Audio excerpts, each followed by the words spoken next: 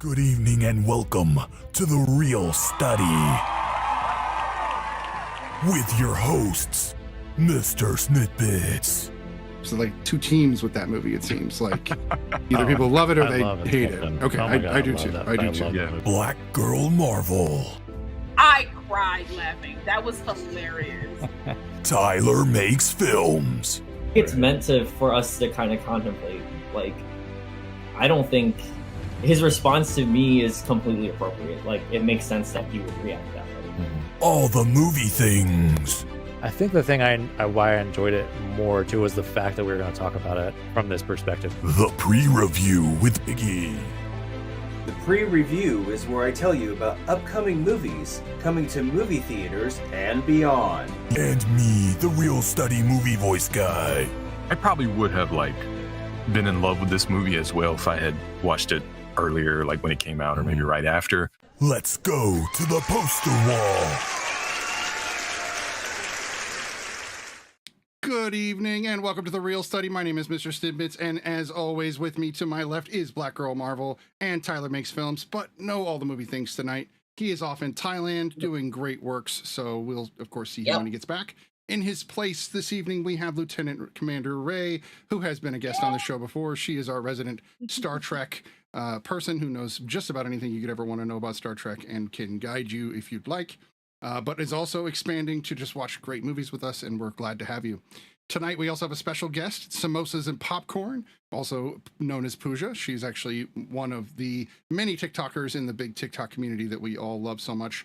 Also a person on the Nerd Initiative, and is a big person on the Nerd Initiative with lots of articles coming out all the time, and some really great articles if you'd like to read them.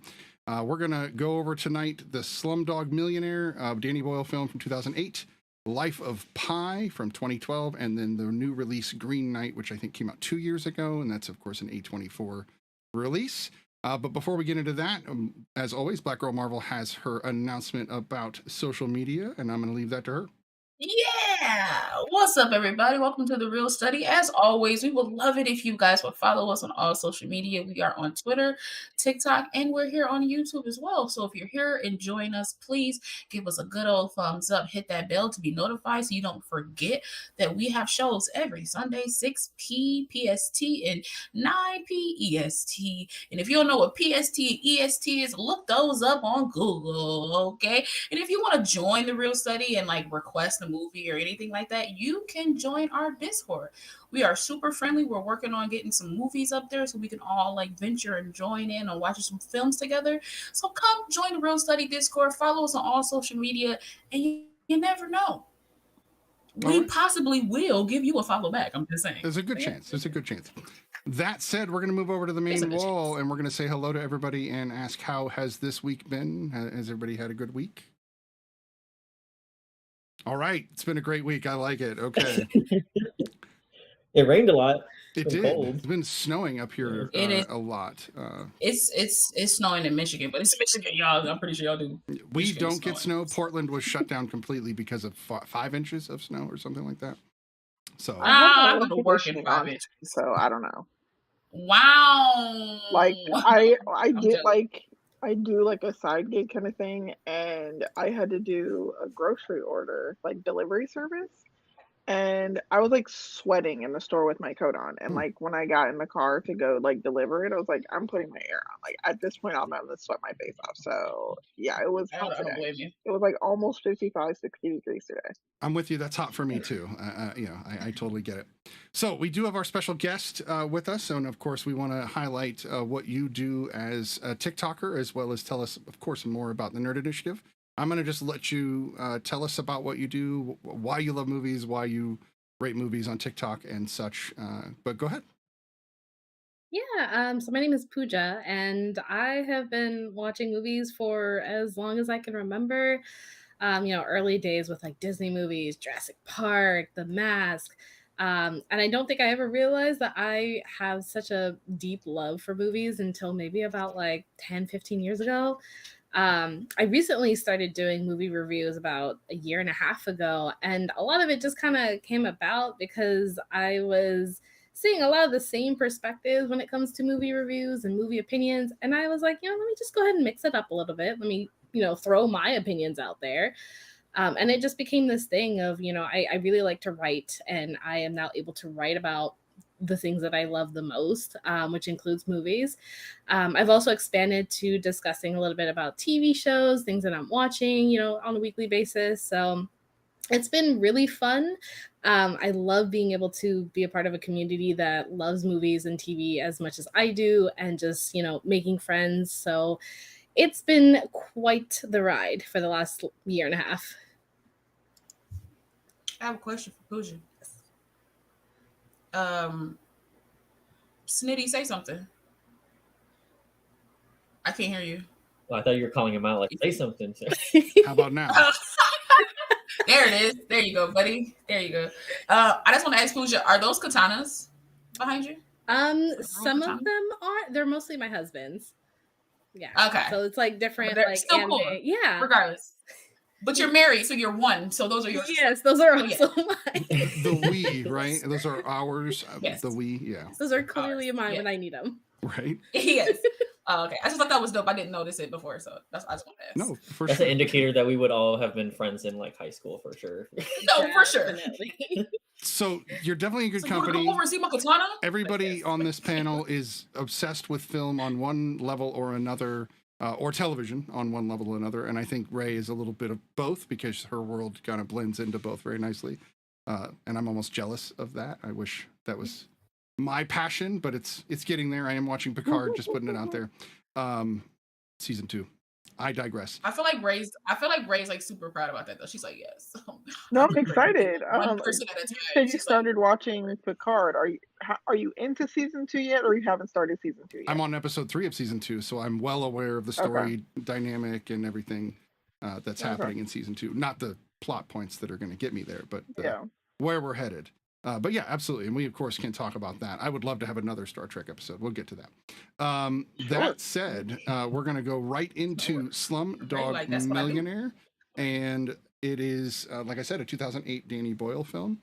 Strangely enough, this film almost didn't get released to theaters, which means I think it would not have done as well. Obviously, wouldn't have been able to go to the film circuit or any of the festivals. But it did really well at all of those festivals. So probably good that it got released to theaters. This is a story about it's a story about a young Indian boy from one of the slums of Mumbai who ends up going through one hell of a life, and we'll get to that, and then getting to become a contestant on Who Wants to Be a Millionaire on Indian television. And we're just going to go right into it and see what everybody thinks. But we'll start with our guest, because I always love to torture our guests as much as possible. Not really, but still. So, Pooja, what did you think of Slumdog Millionaire?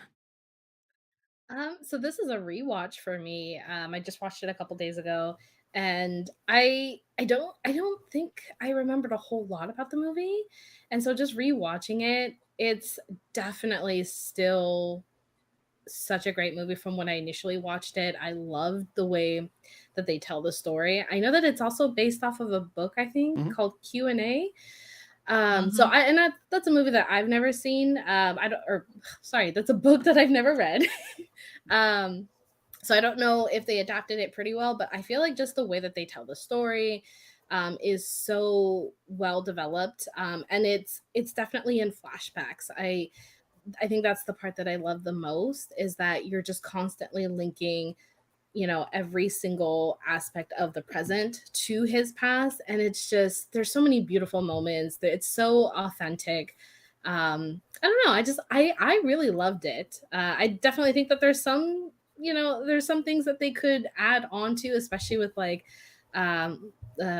Muslim persecution and all of that, just like the different perspectives on that. But otherwise, it's still a good film that holds up today. All right. Why don't we go over to Lieutenant Ray? What did you think of Slumdog Millionaire? So I think I saw this when it first came out, but I haven't watched it since then. This was actually the one I watched most recently. I literally just finished it like 20 minutes ago. And wow, it was a lot. What I thought I remembered was not even the most significant parts of the story. So Mhm. it was really like it took me a while to get through. I think I started like watching it at like maybe like 6 or 6:30, but like I it was like I think the pacing was an issue for me because the pacing was kind of up and down and it wasn't really even. So I was like pausing and trying to like get back into it. It kept losing me, even though it's a very interesting story. But like it was a devastating life. I was just so sad for him the whole time. Um yeah, it was crazy. I know we'll go into more depth, but it was crazy. All right, Tyler, was this your first visiting or second visit? Yeah, this was my first. This is one of those movies that I would lie to everyone that I saw it. So... Oh yeah, it was so emotional. I remember. So this was the first I actually. This is the Kurosawa of Danny Boyle's films. 100%, yeah. Nice. Yeah, I loved every bit of it. I realized watching like RRR recently and stuff like that, like movies from India especially, and like I have a friend from India who's like my friend in film school, but they juggle around like one very heavy subject matter, but also like the genre bending constantly. Like, because yeah, like that movie is like it's very dramatic, but it's also very comedic at the same time. And yeah, all the performances were like super great. I really enjoyed it. It reminded me a lot of like the structure of Moonlight, where we were kind of getting like flashbacks and we're seeing like whoever the kid actors that they got and they casted for, they were like spot on. Like I don't know how they did it, but like I bought every single one of them. Like they were really good. I was not ready for certain scenes, which we'll get into that. But I was like when the mom, you know, whoop, I was like, up, whoop, that's a lot. Was not ready. I was like, is this a Disney film? I was like, it's Disney? I thought this movie was gonna be fun. I was like, oh yeah, he's going on Who Wants to Be a Millionaire. It's gonna be a fun, great time. Not at all. Nope. It's a Danny Boyle film. Danny Boyle doesn't make Danny films Boyle. that are like, Not at all. you know, really Not exciting. right. Like that's not his style. So let's go to BlackGirlMarvel. What did you think of Slumdog Millionaire? First viewing, second viewing? This was my first viewing. I might have been, I don't know, how old was I? In 08? 2008? Yeah. 21? 21? I was 21. Yeah, I was 21. So this was a film that when it came out, I was kind of like, and then just went and did something else. And just didn't really pay attention to it because that's what I kind of do that with a lot of movies. And then I always like come back later and I'm like, oh, okay. I remember seeing this trailer. I just never went to go see the movie. So this is my first time watching it. Mind you, I watched all 3 movies today because I'm a procrastinator. So, but she gets it done. She gets it done. I do get it done. I'm a procrastinator, but it gets done, you know. But I'm kind of like Ray. I think the pacing for me took me out of it because it's a 2-hour film, and if you're going to be 2 hours or more, your pacing has to be like spot on, right? Like you have to make it so I'm locked in from start to finish. I just wanted this boy to be happy just for a second, like. And it was so heavy that I was heavy when I watched it. But like Tyler said, all of the actors, from the kids at different stages to the main actors, everybody was spot on. Everybody was amazing. This was like heavy topics, especially like with being like in the slums of Mumbai. And then like I just think it was interesting how you take a story like, I know it's based off a book, and I haven't read the book, but I want to know, like, how was that pitch meeting? Like, all right, so we got this kid right here from the slums of Mumbai, right? That he get on Who Wants to Be a Millionaire. Y'all ready? Y'all want to do that? It seems like a weird thing to like mesh together and put on a film, but it works in a way because of how the storytelling goes, right? Pacing is kind of like meh for me, but the storytelling of, okay, why does boy get arrested for being on Who Wants to Be? Like, it makes you, that kept me watching because I was like, well, how do they think he cheated? Like, why do they think he's cheating? Like, because he comes from a slum? Like, that's crazy to me. But like, so for me, I enjoyed that the the way what I took out of the story was that like no matter where you come from, you know, no matter what your experience is, there's always something to learn,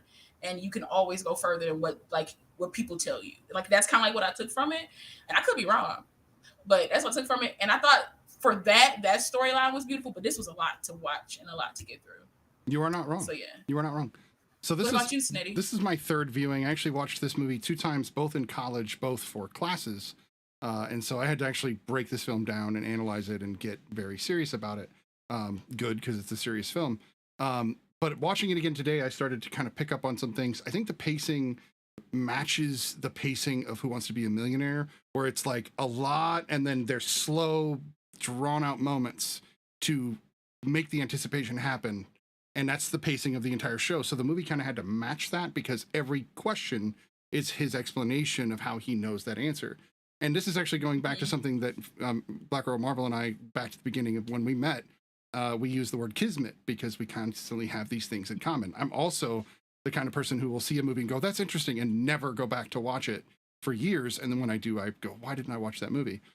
So again, kismet. But I think for him, the questions were kismet to his entire life. Like literally every single thing led to his you know, other than that last question, of course, which was pure luck. I enjoy it.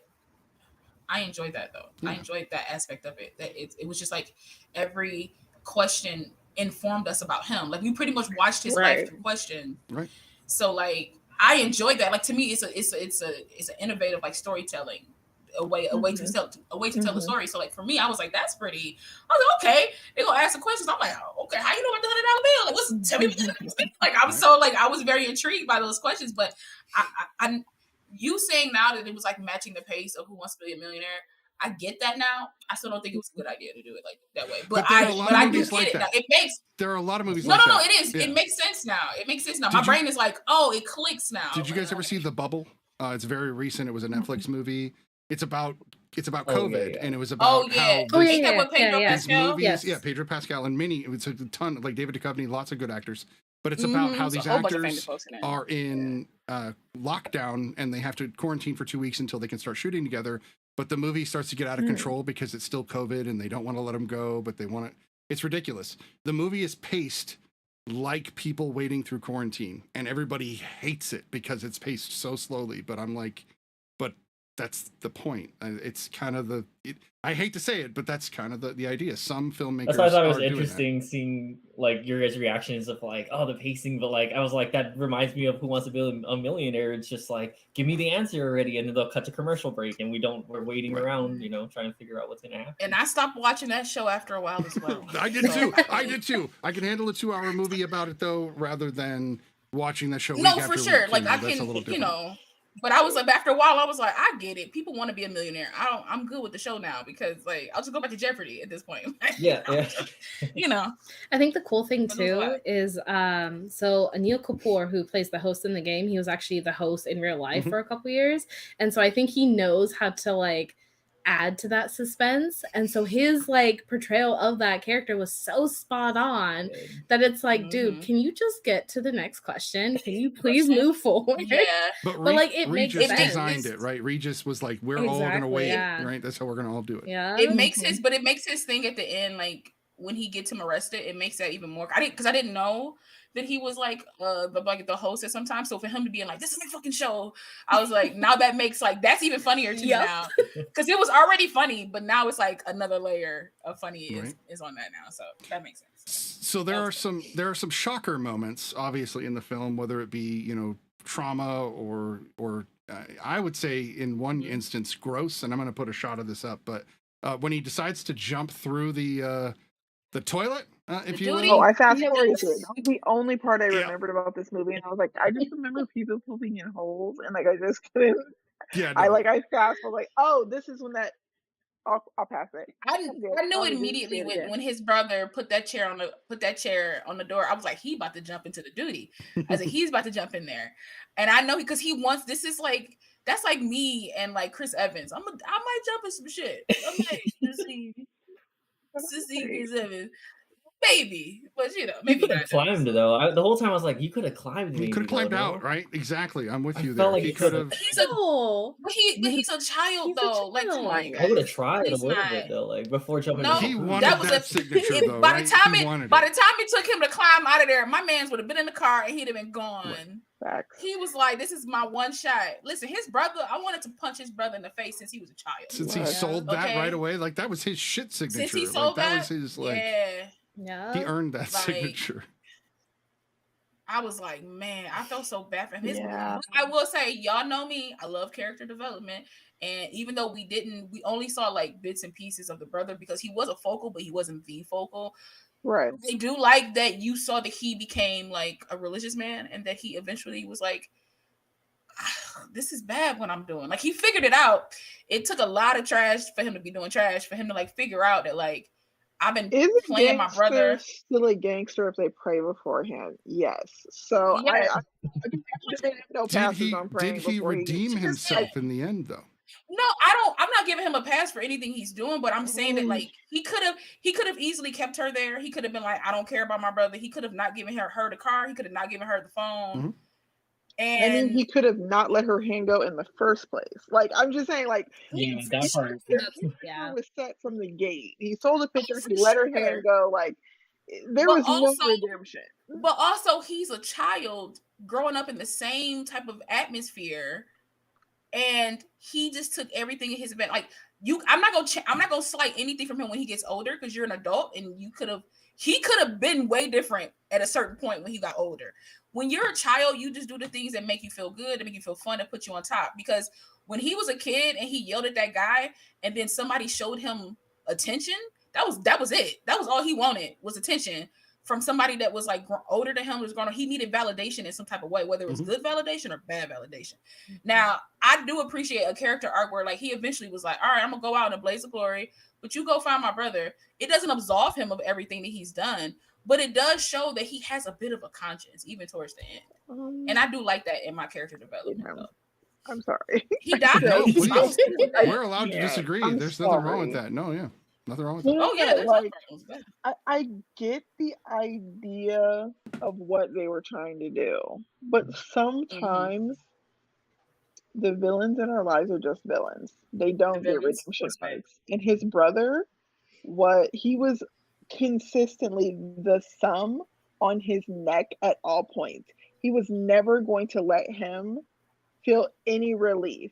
He's like, I feel like that has to do with maybe his emotions. Like he was emotional because he was the older brother. His mom is gone now. And then it was just like, okay, I don't know how you making your brother sad is something that like why that type of thing I feel like is innate. And I'm sure that's people are going to fight me on that. But like there is innate character. And his innate character was to demean his brother. It just Oh, for was. sure. At any point in the movie, you're seeing like, dang, you couldn't let him have one? Like you couldn't just leave her alone. I feel like because he saw his attachment to her so early on that he was just like, He didn't like why that. do you get to be happy? He felt like he might be taken away from his brother. If he let this girl in, why would anybody care about him anymore? So that's the way I see it, at least. I mean, that's kind of how I saw it though, because it just felt like because right now I'm this boy's world, right? He relies on me for everything. Right. That kind of that keeps him like moving. And now this girl is coming in and you're not paying attention to me. Like, nah.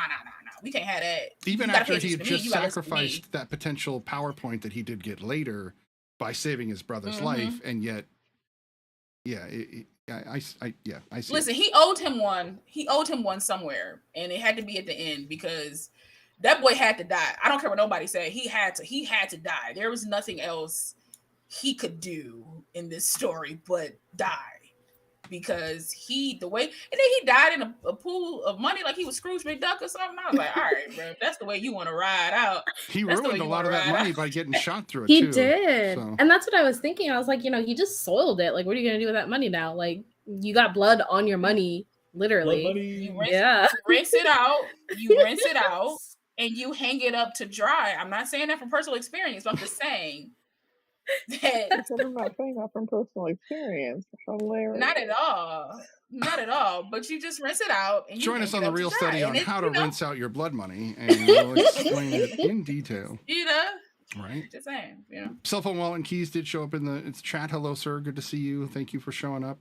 Thank you for everybody else who's here. We've got Aina, we've got Biggie, we've got who else showed up? There were more people. I swear, somebody else was in there. I don't know who In Chand is. In Chand, but if you're hello still here, to you welcome. as well, In Chand.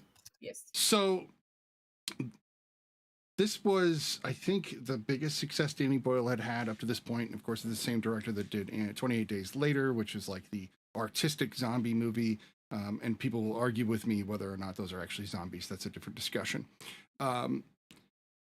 I thought that this movie not only put him on the map, but basically said, Danny, what do you want to do next? Like, you've made a masterpiece in a lot of ways. A lot of people see this movie as a masterpiece. I think it's interesting, though, that I think the screenplay and the director are all British, telling an Indian story, which I think is a little heavy-handed if you think about it in terms of history. So there's that to talk about. So it definitely, I have mixed feelings about it. It's still a good film. I think it still has a lot of good representation, but as Pooja put in the beginning, there's some definite negative connotations that the film brings up. But in one way, I do feel like the Muslims were shown as a victim of the Hindus in some of those scenes.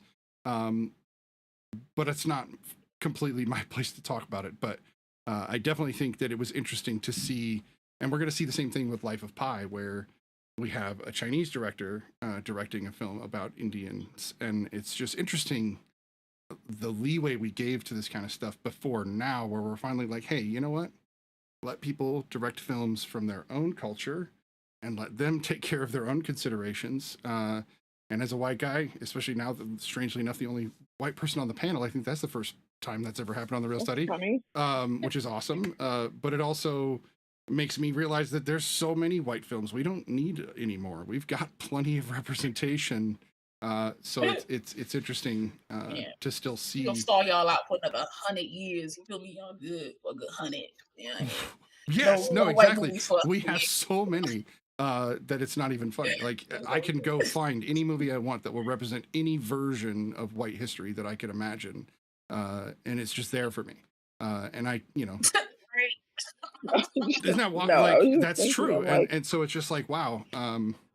Let's maybe step back from this a little bit more. And I enjoy these discussions because it allows me to even step back even further. That said, I'm going to let you guys continue talking.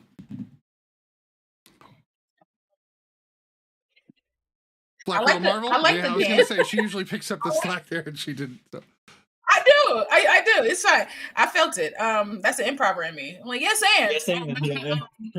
No, literally. I will say this. I did not expect the dance at the end. I did not. I remember that song being like the song from this film. I remember that much. Paper Planes. I was like, okay, little dance at the end. I don't think they played Paper Planes at the end. No, not at the end, but like no. It was like somewhere in there. Yeah, they played it like halfway. A couple of times. Like they changed up the composition a couple of times with that song. I think it became his theme. When they were like getting money. I think at one point it became his theme. When they were getting money, when they were like scamming folks. Because is that artist from India too? MIA? Yeah, I think she's from Sri Lanka. Okay. Gotcha. I think. Yeah. Actually, I did want to bring up, because we're talking about the music. First of all, I love the soundtrack. I played this on repeat. But I was watching this with my husband, and like I'm in the process of like learning Hindi right now, so I can't really, translate every single part of it. There's a song when this is like maybe towards like the second act of the film, and they're like watching this like musical number thing on the television, and like I guess the boss is like telling everybody, get up, dance, whatever, and Frida Pinto kind of just like leaves. During that entire scene where that song is playing, I think it kind of loosely translates to now that we hear like, what happens next, what's going to, what are we in for going forward, what's going to happen in the future. And I thought that was so perfect because my husband is translating that for me, and I was like, that fits the scene so well because they literally don't know what's going to happen next. Frida Pinto's character is just gonna, she basically gets let go and she just runs for him. And it's so like unpredictable. You don't really know if it's going to turn out well, and then it just does. And I don't know. I love how like really nicely placed all the songs were, especially if you just go back and translate it. It's just really well done in terms of the placement. So you think that Danny did a good job of capturing the culture and actually paying tribute rather than just capitalizing on it? I think that there is some capitalizing on it, especially like when it's not somebody of our culture. That's always going to be happening. I think that in terms of like his stylistic choices, they were pretty well done. But in terms of honoring the culture, I think there's like hit and misses. It's a lot of focus on like the negative aspects of India, which are definitely there, but it's always nice to at least see some highlights of like how rich and how diverse our culture is. And I think that was kind of missed from this movie. I would have loved to have seen a little bit more, but it is what it is. And I feel like because of the fact that it's coming directly from somebody who is British, who is white, that changes the whole dynamic of what we're actually going to see throughout the film. And so we miss some of the cultural aspects that are actually really beautiful. Well, the only time we see the rich side of the culture is through the stereotypical Taj Mahal. Like it's not. Yes. It's not, with other lesser known or more diverse places. It's the most. And even then, it's still. Yeah, even then it's still kind of negative too, because of the fact that you have all these kids who are like, giving out tours that are fake and just trying to make money. So it's like, it kind of cheapens the moment a little bit, but like, obviously it's there for a reason, but yeah, it lacks that cultural aspect of like how rich it is. Sometimes it felt like elementary too. Like there's that part where like, let's show him like after he got like beaten up or whatever, he was like, let's show him what America is. And they're like, I was like, that's just like real heavy handed. I was like, cool, get it. Right. But I also was kind of like, they white, so that worked for me. I was like, that white guild, they were like, let's give the beaten kid money. I was like, I can attest to that spot on. That's what my mom would have done probably, or something. You're not wrong. Ray, you were going to say something. I was going to say, I'm glad that Pooja brought that up about it, because when I was watching it, I was like, why do I always gotta be poor? Like, not everybody that lives in India lives in the slums. So I mean, I get that that's the point of view of the story, but also, why do they gotta be poor? Well, yeah, and the people who are rich in the movie are either dicks or criminals. Yeah. And they're all in the yellow color grade too. I know. Oh God.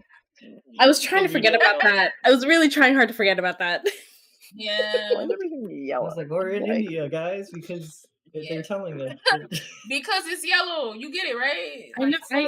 Look, I know that yellow is a very important culture or color in our culture, but you don't gotta paint everything yellow. Like, add a little color to it. That's why RRR is so beautiful. Every time we saw Latika, she was in yellow most of the time. Like, she did have all different colors, but like when they would showcase her in a way, she was like in yellow. Like when he was calling down to her, she was in yellow. When he saw her at the train, she was in yellow. Like it was very,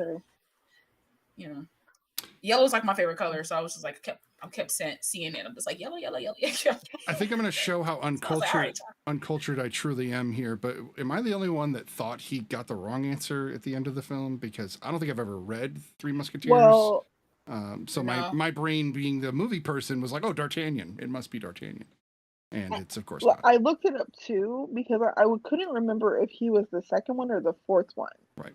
But when I looked it up, I was like, he got it right. I assumed that he would pick C because that's like, if you don't know the answer, pick C. Like that's what I was assuming. But then he was like A, and I was like, well, I mean, at least she called and he could find her. Like I didn't assume he would win. I didn't remember that from having watched it before. And I was like, oh my god, he got it right. I was so excited that he got it right because now he gets the money and he gets her and they get to go make a new life together with this money. I'm like, together, yes, yeah. life? How you doing? No, yeah. So Yeah. to me, it's actually like an actual happy ending on top of this really Right. awful story of their lives apart.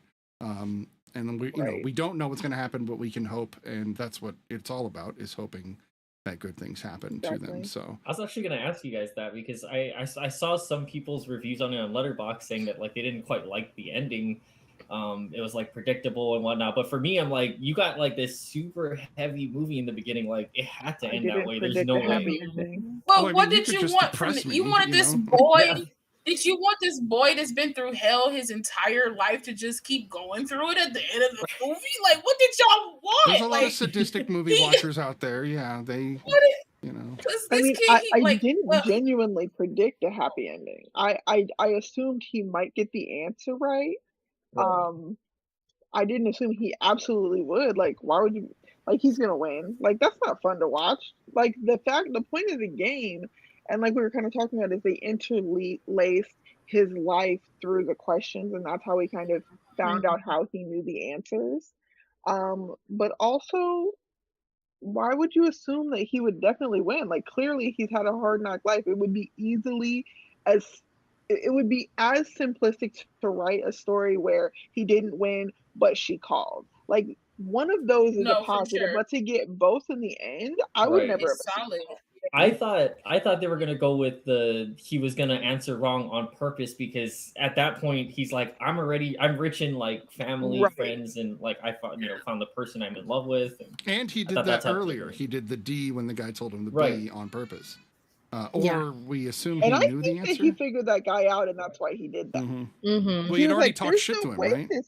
He had already said, "Give up and go home, kid." You know, so he did, yeah. I mean, but I felt like he did it because he was just like, I feel like it's a part of his person, because he just seems to be like a genuinely nice person. And he throughout this whole story, we've seen that he's like a sweet, nice person. And during the questioning with the cops, he was just like, somebody asked me a question, I'm gonna tell them the answer. Like, he doesn't lie. So you giving me the answer or what he thought was the answer. Okay, I'm not gonna lie. I'm not gonna get this money by lying. So I'm gonna say D. Okay. And oops, I won. I didn't know I was gonna win because I wasn't trying. You know what I mean? So like I think the guy felt he got one up, which is why he called the cops. But I really think he wasn't being like cheeky or anything, like, even though he was like double jabs. That's a much nicer way to look at it. Yeah, like, I just because to me he's a sweetheart. He doesn't seem to have like a petty bone in his body. Honestly, yeah. And I think he wanted to win it. If he was gonna be on there and win it, he was gonna win it honestly. And I think he was just like, well, okay, I'll just lose then, D, and end up winning anyway. So that's a lot nicer. I was blinded by. I was like, fuck this. I knew he was lying. That's also fake. That also goes with with what it says. It's written, right? It is written. It is written, yeah. So it actually works out perfectly. And like he said, he kept on saying that those two are destiny. Right. But he kept saying like those two are destiny, right? And I love the fact that when that question got asked, the first thing I thought was, he don't know. Because he didn't find that's something he did not find out when he was a kid. Like they showed that he didn't find out. They didn't know. They even brought up the Three Musketeers. So I love the weaving of the storytelling. Well, Dev's look on his face, Dev acting in that moment is so perfect, where he just goes, after all this, I don't know. And I love the look on his face and the whole thing. He's a phenomenal actor. I really do like him. He really is. So speaking of which, obviously Dev Patel is in two of the films we're talking about tonight. He also stars in The Green Knight. What's his name? Irfan Khan is also weaving between these. And what's really weird is, I said, look at this guy. Right, and then there's two movies about telling a story from the past. And then there's all these movies kind of interweave in a nice way, and that always works out on The Real Study. I don't know why, but it always seems to. Snitty, I'm gonna say this for everybody here. Snitty loves when we just happen to get 3 movies that like all kind of like link up in some way, to the point where like he tries to do it like unorganically, and it never works. That's not It's true. a storyteller in him. It's a storyteller, bro. Like you have. It never works. But if he doesn't do anything, and he's like, let's just find some movies, you guys, and then we find movies, they just line up perfectly. And he's I think if anything, it tells more about the human condition and how all of these stories are really close together in so many ways, and we basically parse out what works best for us. What's your favorite trope, really? If you want to make a movie, just take your 10 favorite tropes and go write the damn thing, and there it is. Right. That's what other people did. That's why we have the movies we have. I used to think of it as this like elusive thing, when really somebody had to sit down and work hard to write that script, and then somebody had to get somebody's ass out of the chair to do that scene, etc. Like it's a process. I actually watched The Life of Pi behind the scenes. It took them 4 years to make that movie. We'll talk about that. Wow. Why don't we go ahead and rate this film? Because this is one of those films, it's heavy. We could talk about it a long time. But we do have two other films to talk about. So we're going to go back in the same order. We're going to go with Pooja, and we're going to say 1 to 10. What do you rate Slumdog Millionaire? And of course, this is your scale. I would actually probably just give this an 8. This is a movie that I wouldn't mind watching again. I know that it's very heavy-handed, but it's just so hopeful. And I just love so many of the themes that tie in together. I love the fact that, despite how stressful it can be to watch it, it just ends up so happy and it's heartwarming, and I really enjoy it. So yeah, an 8 for me. I like it. How about you, Ray? I would probably give it a 7. I did like this story. I do get how you kind of rationalize the pacing. It's similar to the show. I still didn't like it. But I like the story and I like the acting. So yeah, I would give it a 7. All right. Tyler? I'm going to give it a 9 million out of 10 million. You see what I did there? So when we do math, that's 9 out of 10. Just reduce that fraction down, right? That's all we got to do. Oh, this is Tyler's last time on the Real Study tonight, guys. Just think about him.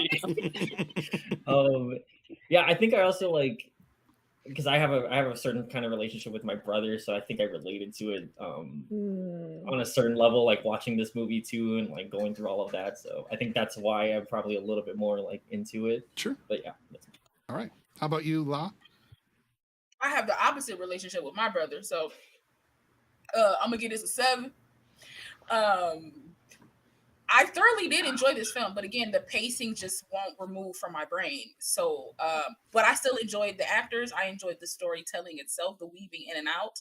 To me, that's like a nice way of, if you can do that correctly, is very nice. I've seen people do it before. Some people don't do it correctly, and you're kind of just like, I'm bored now. So, but this, I enjoyed it. It kind of made me intrigued and it got me past the pacing part. But I'll give it a solid 7. I'll watch it with somebody else if they want to. Somebody's like, "Hey, you ever seen it?" I'm like, "Yeah, but I'll watch it with you if you want me to watch it with you." So I give it a 7. Especially just to watch them react, right? Because some scenes that make you recoil. Oh, for sure. I'm gonna be just like this. I'm not even gonna watch the movie. I'm gonna be right in their face, just like My wife and I do that to each other all the time. We love it. For myself, I actually looked back and I actually rated this movie a 7 back when I saw it. I don't know, whatever it was, 15 years ago. But it's gone up. I actually think it's an 8 after watching it this time. Everything aside that we already talked about, I think it is a beautifully made film. Danny Boyle has a very keen eye for film. He is a good director. And I do feel like the story is very intriguing. And Dev Patel, I just love the guy. So putting all those things together, it's a solid 8. I don't think it'll ever go up beyond that. Next time I watch it, which I will eventually watch it again, I don't think it'll go to a 9, but we'll see. Another decade or two, you're like, I'm gonna catch. I'm a big watch a movie every decade, especially if you didn't like a movie 10 years ago. Watch it because you probably there's a chance you might like it again now, or like it now. I found that especially movies that I watched when I was a teenager, when I watched them when I was 25 or 35, huge difference. All right.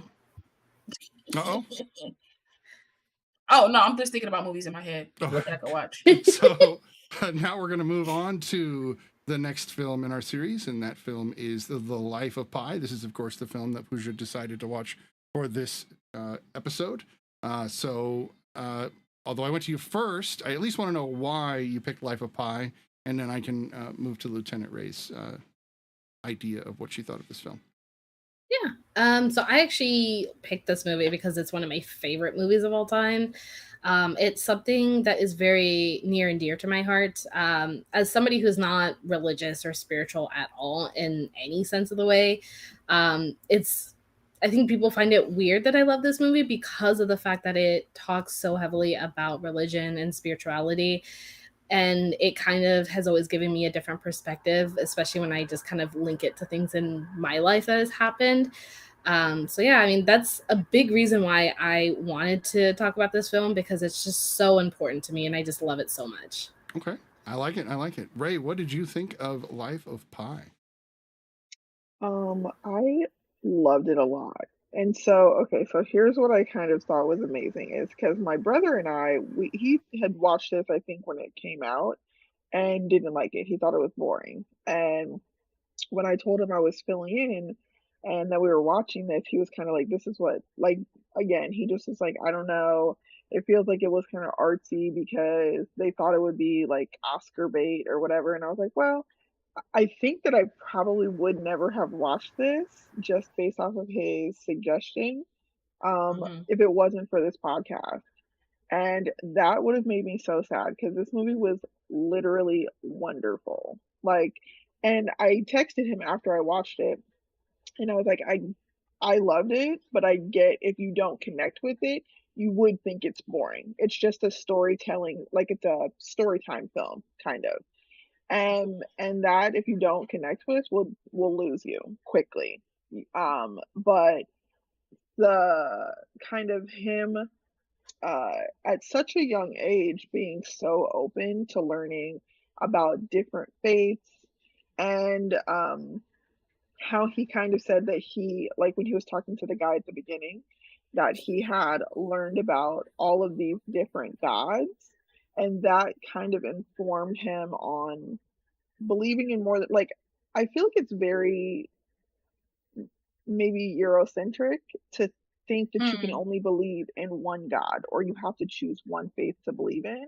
When if you believe in a God, could you not assume or believe that there might be many? Like why would you assume that the faith someone else holds isn't valid if you believe that the one you hold is valid? And I loved the courage, the curiosity he had as a boy to even be able to stand up to his father, because his father, who was kind of very steadfast, and he was like, "You're a mess. Why do you?" Because people who live narrowly or think narrowly, they have such a hard time with people who think and live wide. Lord. And so his ability to be so open was so foreign, and that's why you kind of have people in your life that squelch that feeling in you.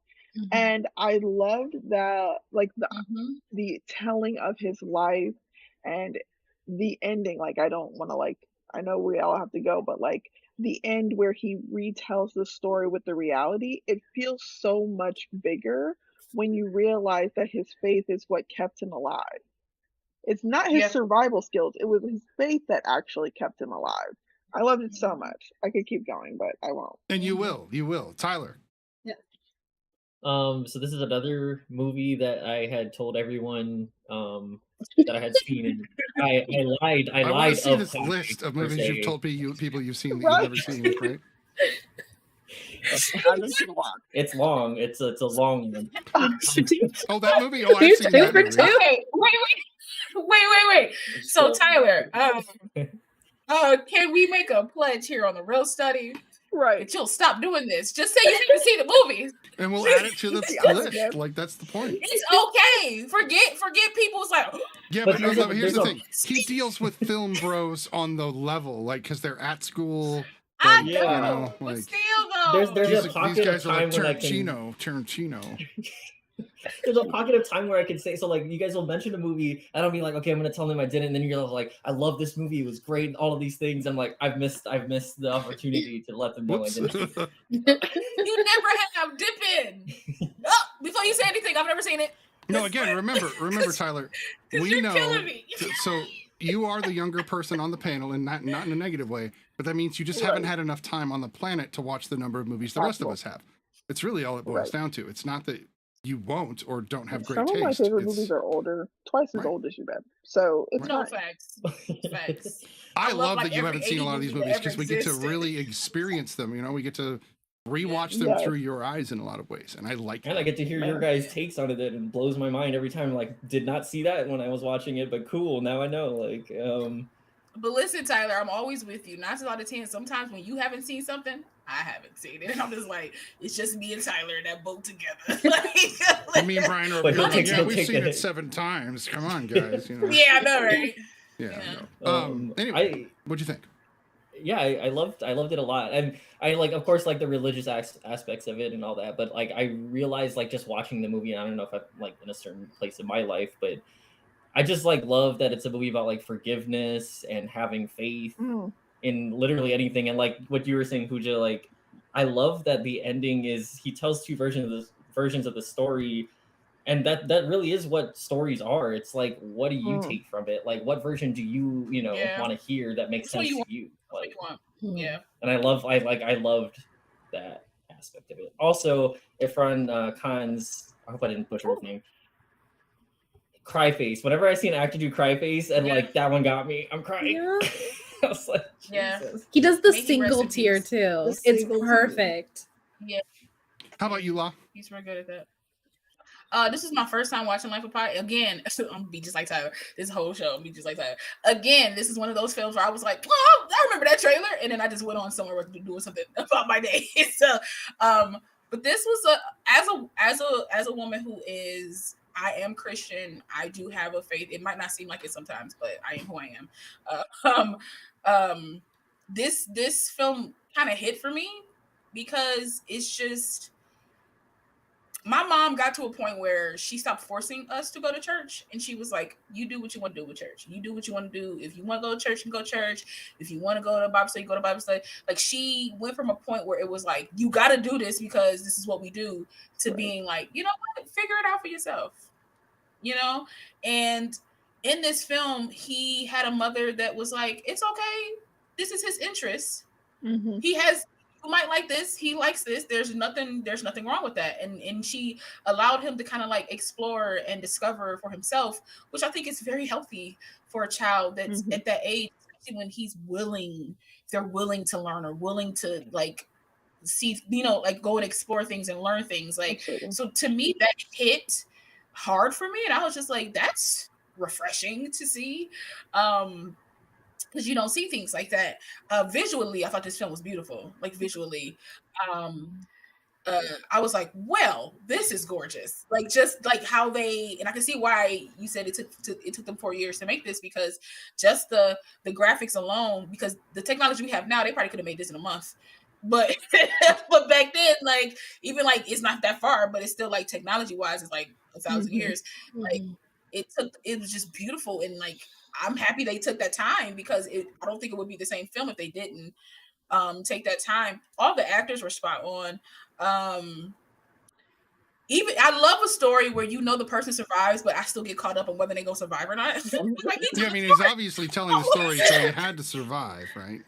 I'm like, he's telling the story, and I'm still like, oh my god, the wave. So like, I'm getting like all caught up in it. So there I are a love lot of stories when where the they story can do that. They tell. There are plenty of stories where you think the narrator's alive, or even they show you the narrator, and it doesn't matter. Right, and then the scene could change. He could be like at the funeral. Oh, right. Hi. Like you just like, You oh never my know. god, no. It's just like lose your mind for a second. But I just thought this film was just like, I just thought it was beautiful, and like showed a true testament of how like faith is something that you have. It's not always automatically seen. 100%. And sometimes you have to believe in what you don't see, what you know will come. And sometimes it won't come the moment you need it, but the moment you want it, but it'll come when you need it. Right. And the fact that people didn't believe the story he told them lines up with like miracles, and how people was like, this happened to me, and people are like, you sure you just didn't, like something happened and you blinked? Because a lot of things in my life have happened that when I tell people, they like, yo, are you sure that's? And I'm just like, it's fine if you don't get it or believe it. Like it's not for you in this moment. But I love that he's like, all right, I'm gonna give them something they can digest, because people don't want to know what they don't want to know. And I just love that this film, like throughout the entire film, he had a lot that happened to him that could have shaken his faith, like how his father's faith got shaken as a young child. That same thing could have happened to him, but he was like very steadfast and held on to his faith, and he survived odds that like a lot of people don't survive or can't. You know what I mean? I thought that, and on top of it being just beautiful actors, this was top notch for me. This was great. I like it. I too should have watched this movie in 2012 when it came out. I was actually working in the theater when this movie came out in 3D, and I could have seen it for free, exactly, and I still didn't. Probably because superhero movies. Anyway. So I sat down to watch this. My wife was even like, "Why haven't you watched The Life of Pi?" I watched it and I'm like, "Oh crap, I better get on this." And I do love Ang Lee. I think Ang Lee is a fantastic director. Has quite a brilliant filmography at this point. Hulk withstanding. I was literally about to say that. Man, me and you. Rewatch it though. Go rewatch it. I have. No, I own it. It's Hulk. Like, I mean, if you can't see him right now, but Hulk's my character. So like when that movie came out, I was like, woo, woo, woo. It just died down. Right. So when Norton's Hulk came out, I was like, yes. And people are like, it's not that good. I'm like, shut up. Everybody shut up. It's great. Everybody shut up. And then they made Ragnarok. We don't need to get into that. Okay. So because that movie. Sorry. I'm going to be the cynic here. I actually think that the second story that he told is the real story and that everything else is BS, because it was the only way he could emotionally deal with the fact that he watched his mother get murdered. And yes, faith is still a part of it. I agree with you, Lala. He used his faith to get through it, but the story is how he copes with it. And I think there's a difference between using faith to get through it and then what to do after to cope. And I was very enthralled with the movie. It is beautiful. Like, this movie is one of the most beautiful films ever made. Just because of the work they put into not only the set production, but also the post-production. All the CGI still holds up. I was kind of shocked 11 years later. I was like, that tiger looks good. I seen a movie from a year ago where the tiger doesn't look that good. So like that throws me, but it is gorgeous, but it is a journey. But for me, I wasn't thinking at the end of the journey that I was going to be emotionally involved. And at the end of the movie, I was sobbing. Like, this one hit me 100%. Right where, my dad passed 5 years ago, and immediately I started thinking about my dad and how I didn't tell him thank you and these things that Pi is talking about. And I was like, man, I totally relate to this. For a behind the scenes fun, Suraj, I think is how you say the actor's name. Suraj, I think, yeah. Was a nobody, literally, when they picked him for this role. They searched all of India for him. Until they found him, and they basically were like, okay, you don't know how to swim? Well, you're going to learn. You don't know how to deal with animals? You're going to learn. Like, they just threw him to the tigers, if you will, for this film. And I thought that was brilliant. Now he's on How I Met Your Father. Just making good moves. That's awesome. So yes, brilliant film. I do think that it is a brilliant and well-made film. Let's move back over to Pooja and see... was this the next time you've watched it? How many times have you seen it? I want to kind of get more from you if you could. She's like, I can't count that.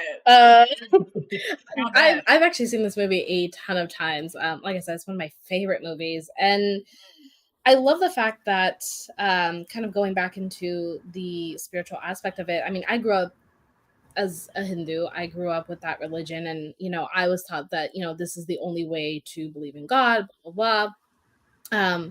And my dad always had weird conflicting ideas about religion because of, he would say, we are Hindu, this is our religion. But then like the next day he would be like, it is possible to be religious on, in different ways. You could be Christian, you could be Hindu at the same time, you could be Catholic, Jewish, whatever, And so it just like, for me, over the years, I became less and less religious.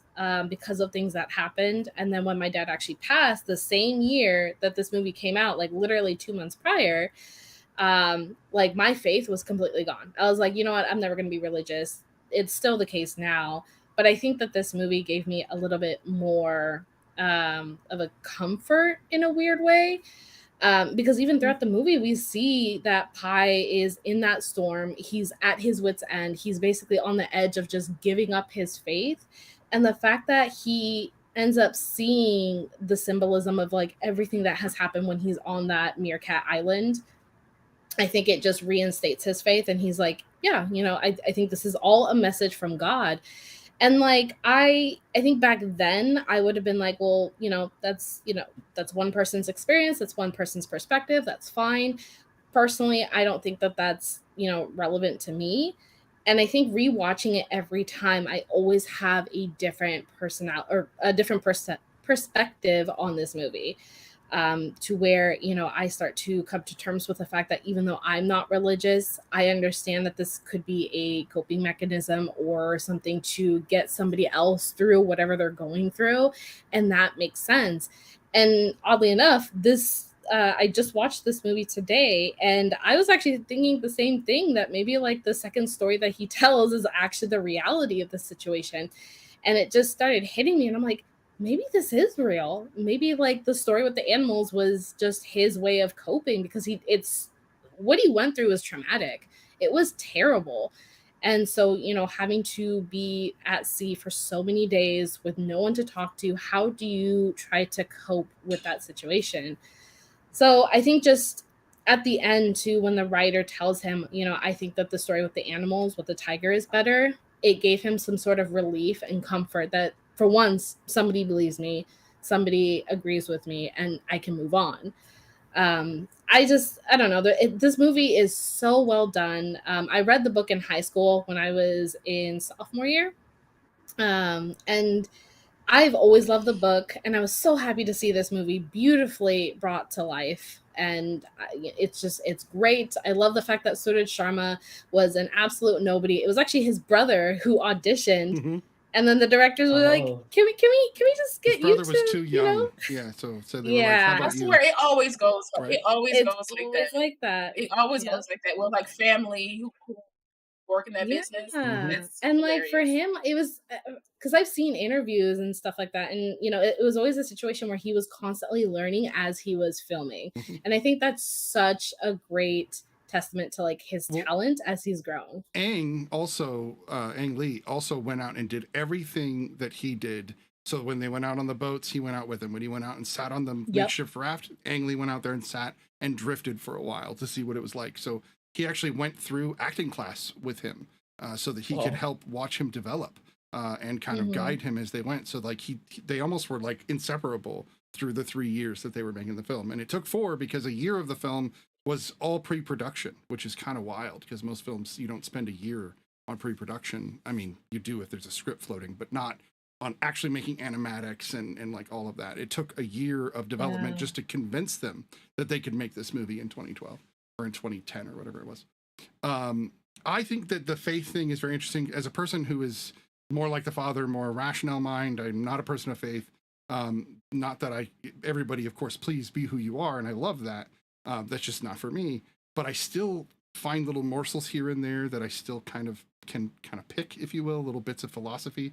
And when he's learned to drum for the dancing class, right, taking over for the teacher, and the woman who's doing the singing talks about the moves and how they're a way to God.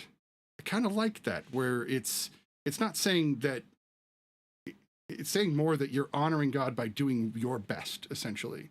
And I think that's something that we can all kind of sink our teeth into, even if we don't believe God is an actual being. If we just think it's the universe or whatever, you can still sink your teeth into doing your best and honoring those around you and God by doing that. So I love those little bits that I can pull, even if I'm not a person of faith. So that's just me.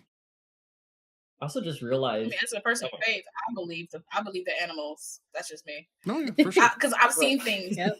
I just, and like honestly, as a person who watched film, I know that it's like it was people, and that his mind kind of like just. But also, I feel like that's faith in a way, or that's like for me personally, that's God in a way of like putting a veil over your eyes so that you can mask and survive what you need to survive. Because it's been times where I've been in places where I should have been seen and hurt, and I wasn't for some reason. So like it was like I was invisible, or I was shielded from something that I didn't know that I was being shielded from. So for me, that's how I kind of looked at that. Like even though it was more than likely it was his mother, and like he's seen some things, I felt like God in a way was able to shield him to keep him from surviving, to keep him to survive, because he even said it. If it wasn't for what's his name, Richard Parker, he was like, I would have died a long time ago, because this 100%. he kept me alert, he kept me awake, he kept me fighting, you know. And so, like, I don't know, to me, that's, for me personally, that was still like a bit of faith, but just like a bit of faith unseen, because, you know, no, for sure, which I enjoyed thoroughly. Tyler, you were gonna say something. Go ahead, Ty. Oh yeah, I mean, this might have been like obvious, but this blew my mind because I just thought about it now from everything you guys have been saying. But like, even just the title of like Life of Pi being, you know, 3.14 or whatever, it's like this super impossible, almost like infinite, virtually infinite thing that like you can't grasp around, right? Like our minds can't. And I think that's like what this movie is like telling those stories in order to make, you know, because life mostly doesn't make sense. It's like insane. But to, you know, instead of, you know, life of 3.1415, it's just life of.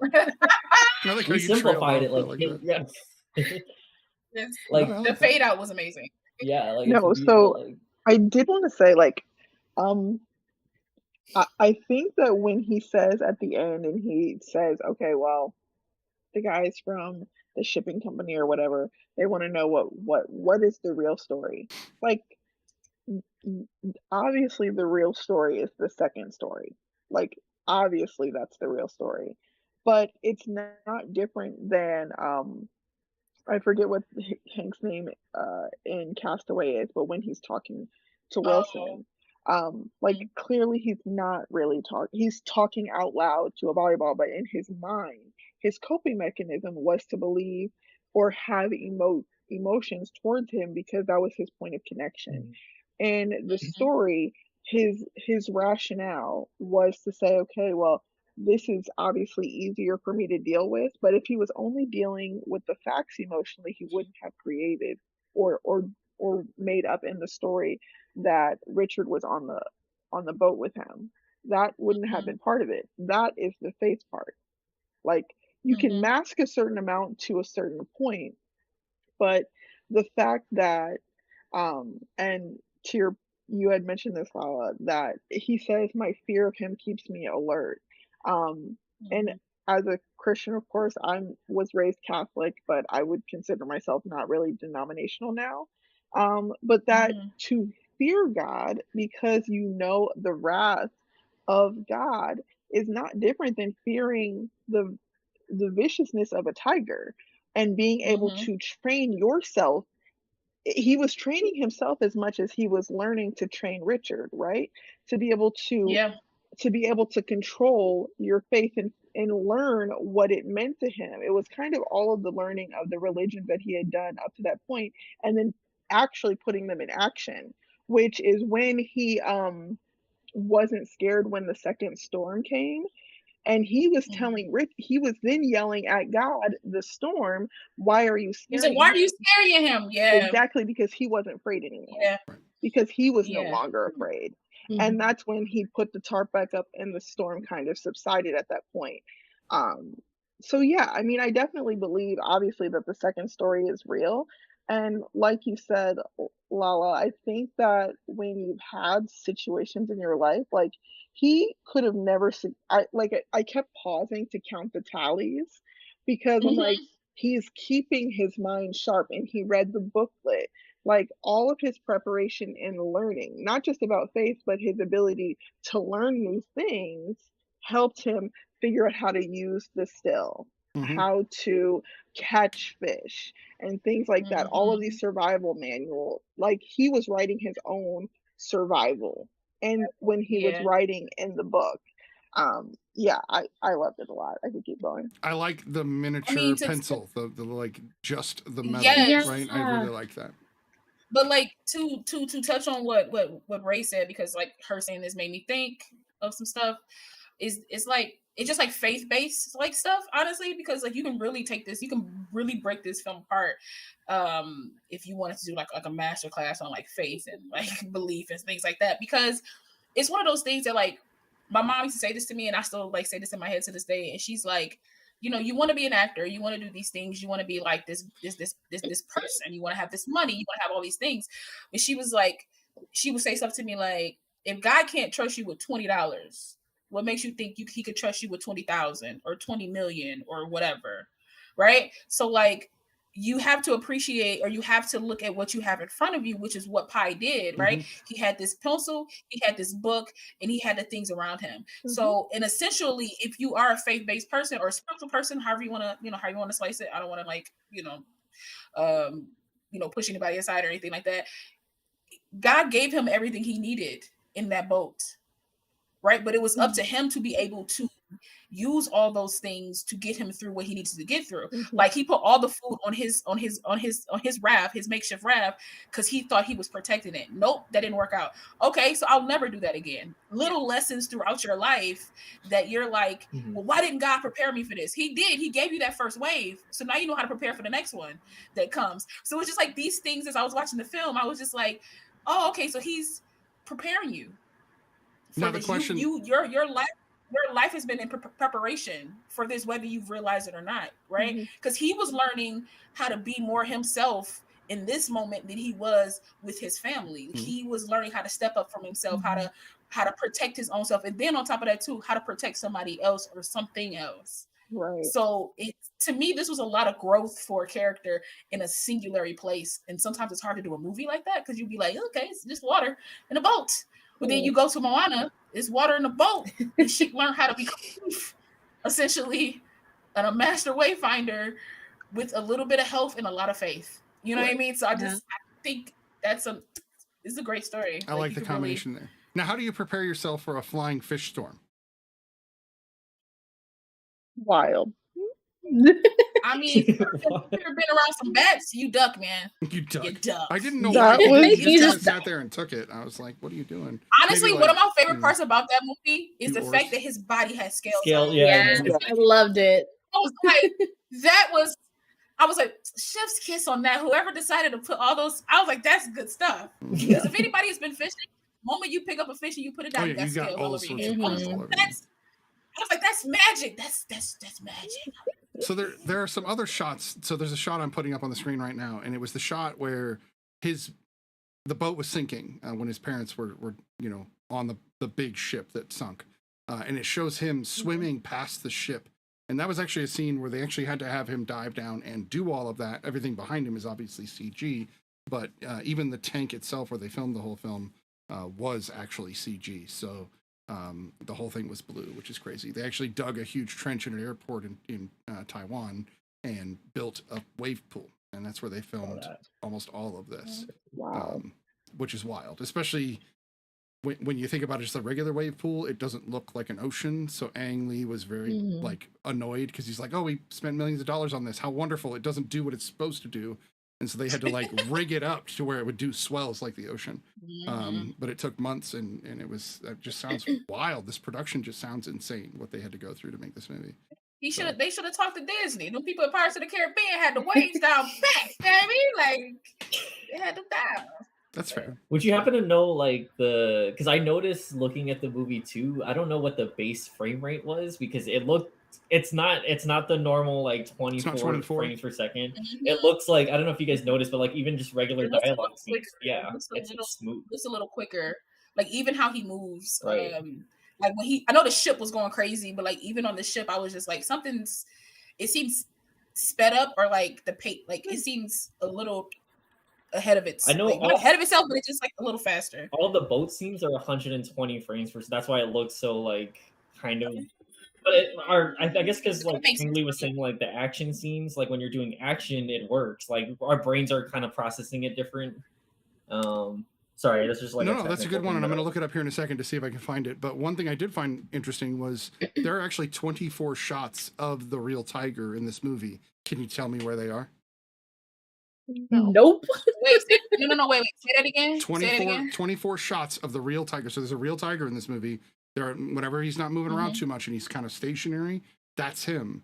And then the rest is digital, and you can't tell them apart. Oh. Honestly, I can't a little bit. Smidge, but it's only like when the tiger moves, or when he was really skinny. It's like a smidget. Right. It's like a tiger's whisker. 11 years later, yeah. like 11 years. Though, like, so it's a tiger's whisker. Is it like a? It's that what we're Well, saying? when I was watching them, Okay. they were showing them side by side. I would look at both images and go, "That's the real one," and then I'd look down and go, "Oh no, that's the real one." Like it was that close, Whoa. and I couldn't believe it. I mean, if we're gonna be honest, this tiger looked better than that fox from the Green Knight, and I was like, I agree with that. Don't get me started. This That's what tiger I looks like mean. he's gonna eat me. But that's Well, also that's an because- A24 film. While this is a Yeah, they're on the huge A24 Hollywood budget. production. Yeah. So and to be fair, that's worse. That's worse. how's that worse? That's worse because A24 is like it's like a little independent That's what I'm company saying. that. But this worse that the Green Knight just came out like a year or two ago. But and they don't have the that money. Fox They was- don't have the money. They don't have the money. They're broke. Right. That's sad. They They're should've more put that into the money towards storytelling and the good Exactly. cinematic shots. That's what it is. Listen, I'm They about to should- they defend filmed this a- movie with my life. 120 frames, by the way, Tyler. 120 frames per second, Yeah, okay. which is so wildly they- high. But that's why, because of CG, they Yeah. really needed to do that for the Mhm. 3D and the CG. I Right. think. okay. I I didn't will- see Gemini Man, so I don't know. how that looks. That one's only 60 frames, according to what I'm reading. I don't know. I fell into like that's hilarious. frame rate Reddit or something. Mm-hmm. All right, so we do have a pre-review and another film to discuss. Is there anything else you guys want to highlight? Because I don't want to not spend more time on this film because it is gorgeous. I'm hoping I got all the I just screenshots want done. to mention the quote at the end. He said, "I've left so much behind," and like paraphrasing a little bit, he said, "I suppose in the end, the whole of life becomes an act of letting go. But what always hurts the most is not taking a moment to say goodbye." Say goodbye. When I tell you I cried, my whole face Mhm. was sliding off my skull. I was crying so hard because 100%. it's so true. And it reminded me of it was like I think like a parent like a mom or dad TikTok kind of like months ago when they were like the best advice that anyone ever gave them was you never know when it will be the last time that you pick up your baby. So if your baby wants to be picked up, pick them up as much as they want. And it's kind of like when you realize, oh my God, I remember the last time I did something, or I remember the last time I saw that person, or you go through your text messages and you realize you haven't talked to someone in a long time. Like that part killed me because it really is like everything happens for only a shorter period of time. Our memories are longer than the moments, and it makes so much I feel like that's something I want to try and do is make sure I'm in place, I'm in time, paying attention to my life, so you realize when it's time to say goodbye to something, or make sure you hold on a little bit tighter because you don't want it to go. No, that's a good point. I still lift up and hug my babies as much as I can because they're on the verge, and I know what you mean. Don't take it for granted because it will end. That is for sure. That said, let's go ahead and rate this film. We're going to start with Lieutenant Commander Ray, 1 through 10. I would give this a 9. I loved it. All right, easy enough. Tyler. I'm gonna give this also a 9. I I have nothing more to say. I thought you were going to be like a 3.14 times, I was trying. I couldn't. 3, but minus 0.14 or something. Yeah, that wouldn't have worked. How about you, La? I give this a solid 8.5. I thought this film was great. This is honestly a rewatcher in my book. It's long. I always felt like something could be shaved off, like a good 10 minutes of this could have been shaved, and you could have still given me the same story that you gave me. A solid 10. Some of the scenes were long, you know what I mean? Some was stretching out. That's art, though. That's art. Like, that's cute, but we could have cut those. And but a good 8.5 though. Good 8.5. It's still a solid film. I would rewatch this, and I honestly kind of want to make my mom watch this because my mom is like, she Christian. You feel me? But she getting a little better because of me, because I'm like, I'm Christian, but I'm come on. Yes. My mom's like Christian, but she's got a little better because I'm her child, so she can't go too. She can't go too zealot-y because I'm like, yo, Right. bring that on back here. Right.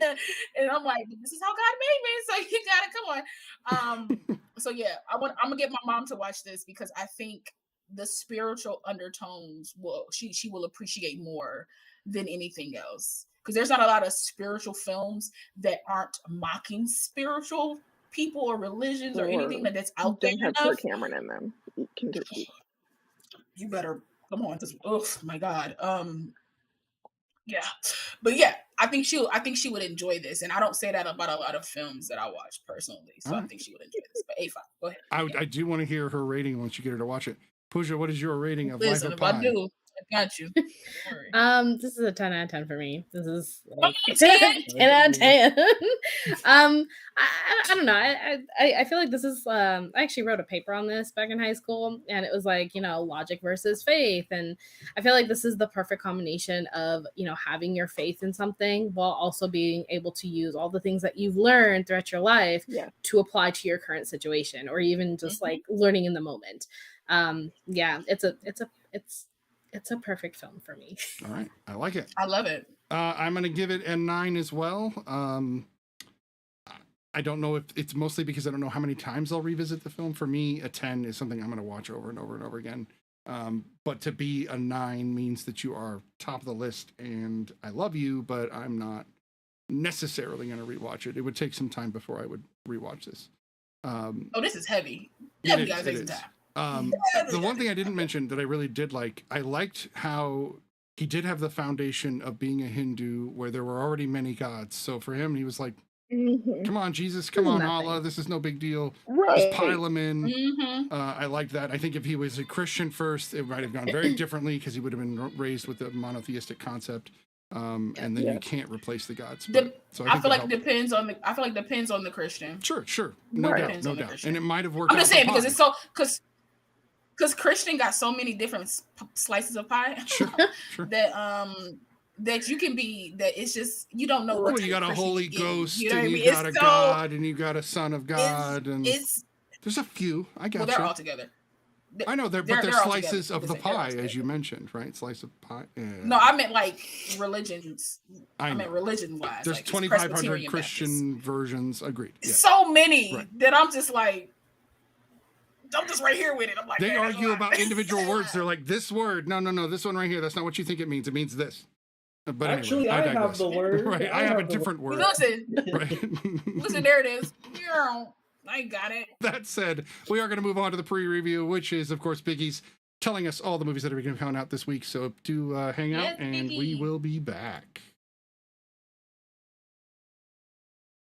Biggie's pre-review brought to you by The Real Study, Sunday nights, 9 Eastern, 6 Pacific. Welcome to Biggie's pre-review. The pre-review is where I tell you about upcoming movies coming to movie theaters and beyond. This is for the week, February 27th through March 5th. First on my list is the drama Palm Trees and Power Lines. A coming-of-age drama directed by Jamie Dack. Based on her 2018 short film of the same name, a disconnected teenage girl enters a relationship with a man twice her age. She sees him as the solution to all her problems, but his intentions are not what they seem. This movie looks disturbing, and the trailer, you can cut the tension with the knife. This movie stars Lily McInerney, Gretchen Mol, and Emily Jackson. Palm Trees and Power Lines has a limited release in movie theaters on March 3rd. Next on my list is Hunt Her, Kill Her. In this horror thriller, on an otherwise peaceful evening during her first night on the job, a lone night shift janitor finds herself in an unexpected fight for survival when she becomes the target of sinister masked intruders. As their disturbing motives become clearer, she must use her crafty instincts and barbaric violence to make it through the night alive. This is definitely an intense thriller, and I am looking forward to it. The horror thriller Hunt Her, Kill Her has a limited release in movie theaters on March 3rd. Next on my list is Love at First Kiss. In this movie, also called Eres Tu, follow the story of a 16-year-old who finds he can see the whole future of a romantic relationship when he kisses a girl for the first time. This movie stars Alvaro Cervantes, Pilar Castro, and Susana Abaitu. This movie is in Spanish, and it looks very fun and romantic. The movie Love at First Kiss premieres on Netflix March 3rd. Next up is the crime drama thriller Transfusion. A former Special Forces operative thrust into the criminal underworld to keep his only son from being taken from him. This movie stars Sam Worthington, Phoebe Tonkin, and Matt Nable. This is also written and directed by Matt Nable as well.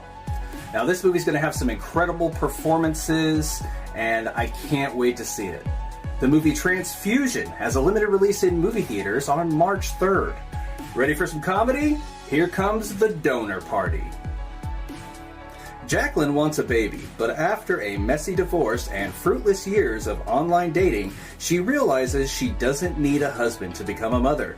She and her best friends hatch a plan to get her pregnant at a very special party. This movie stars Malin Ackerman, Jerry O'Connell, and Rob Corddry, just to name a few. This movie is laugh-out-loud funny and has some really hilarious moments in it. The movie The Donor Party has a limited release in movie theaters on March 3rd. Next up is the drama Blueback. After befriending a wild blue groper, Abby uses her activist mom as inspiration to battle against poachers who threaten the fish. This movie stars Mia Wasikowska, Rhoda Mitchell, and Eric Bana, as well as the introduction of Ilsa Fogg. This movie looks like it's full of superb performances, and it's got some great underwater footage in it. The drama Blueback has a limited release in theaters on March 3rd. Now for something a little horrific. The supernatural horror Children of the Corn. Possessed by a spirit in a dying cornfield, a 12-year-old in Nebraska recruits other children in her small town to go on a bloody rampage and kill all the adults and anyone else who opposes her. Soon, a bright high school student who won't go along with the plan becomes the town's only hope for survival. Now, this movie was filmed in 2020, and it does stray from the original source material by Stephen King. It stars Elena Corporis, Callan Mulvey, and Bruce Spence. Now, this movie also was directed by Kurt Wimmer, and if you know who that is, congratulations. He directed Equilibrium and Ultraviolet. The supernatural horror film Children of the Corn has a limited release in theaters on March 3rd. Next up, it's time for some boxing action with Creed 3. Still dominating the boxing world, Adonis Creed is thriving in his career and family life when Damien, a childhood friend and former boxing prodigy, resurfaces after surviving time in prison. He's eager to prove that he deserves his shot in the ring. The face-off between former friends is more than just a fight. To settle the score, Adonis must put his future on the line to battle Damien, a fighter who has nothing to lose. Now, this movie stars Tessa Thompson and Jonathan Majors, and of course Michael B. Jordan, who also directed the film. Creed 3 has a theatrical release in movie theaters on March 3rd. Next up, Operation Fortune, Ruse de Guerre. In this action comedy, elite spy Orson Fortune must track down and stop the sale of a deadly new weapons technology wielded by billionaire arms broker Greg Simmons. Reluctantly teamed up with some of the world's best operatives, Fortune and his crew recruit Hollywood's biggest movie star, Danny Francesco, to help them on their globe-trotting mission to save the world. This movie stars Jason Statham, Aubrey Plaza, Josh Hartnett, Bugsy Malone, Hugh Grant, Carrie Elway, and Lourdes Fabers. This movie looks like an exciting romp akin to maybe Ocean's 11 or something of that magnitude. Also, it's directed by Guy Ritchie. The movie Operation Fortune has a theatrical release on March 3rd. Now it's time for some drama with The Year Between. Inspired by true events, The Year Between is the story of Clemence Miller, a college sophomore who is forced to move back home after having a mental breakdown. Faced with a surprising diagnosis of bipolar disorder and a jarring return to the Illinois suburbs, Clemence has to learn how to live with her well-meaning family and find balance in a world that seems hell-bent on thwarting her. Now, this movie stars Steve Buscemi, J. Smith Cameron, Wyatt Odef, Emily Robinson, and Kiana Simone. Now, this was written for the screen and directed by Alex Heller, who also is the star of the film. This movie looks really good. It's all about mental health, so I'm very much looking forward to it. The drama The Year Between has a release of video on demand on March 3rd. Next up is the drama musical Please Baby Please. Newlyweds Suze and Arthur become the dangerous obsession of a greaser gang that awakens a sleeping quandary into the couple's sexual identity.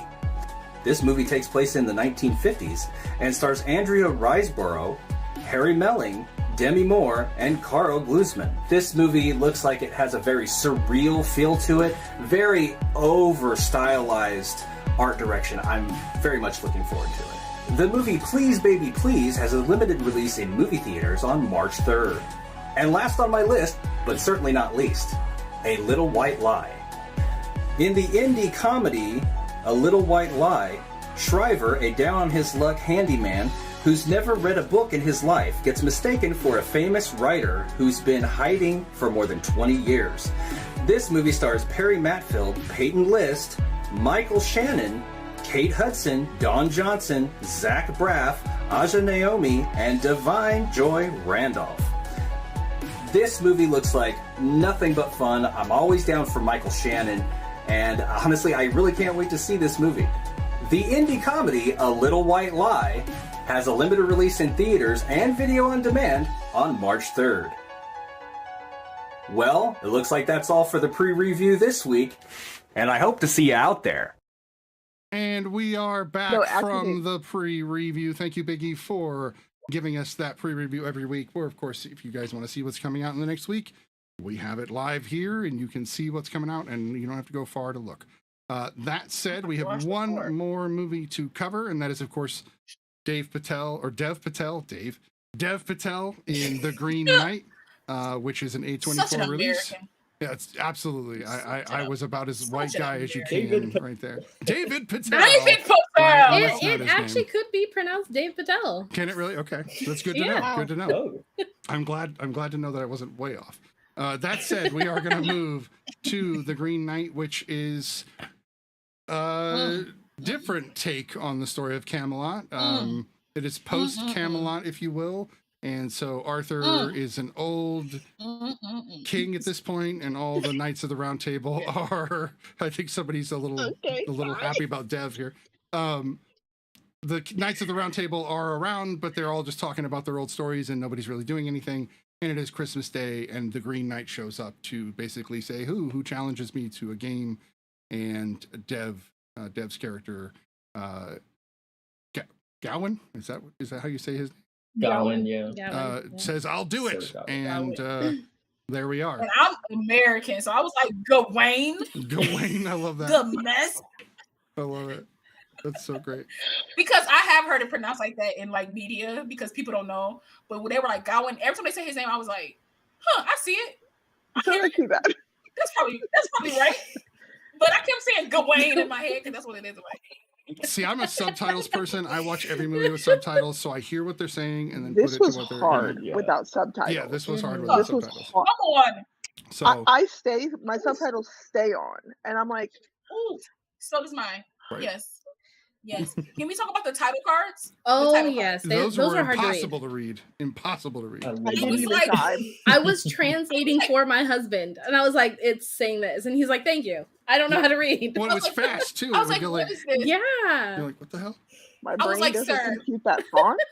So we can Cinema. just give me Helvetica Bold. Just give me Helvetica Bold and be done. Because what are we doing? Okay. So we're going to take this film a little differently, I think. So I just want to say the themes that I thought were interesting, and then I'm going to let Tyler, because Tyler is kind of the reason I got this film on my radar.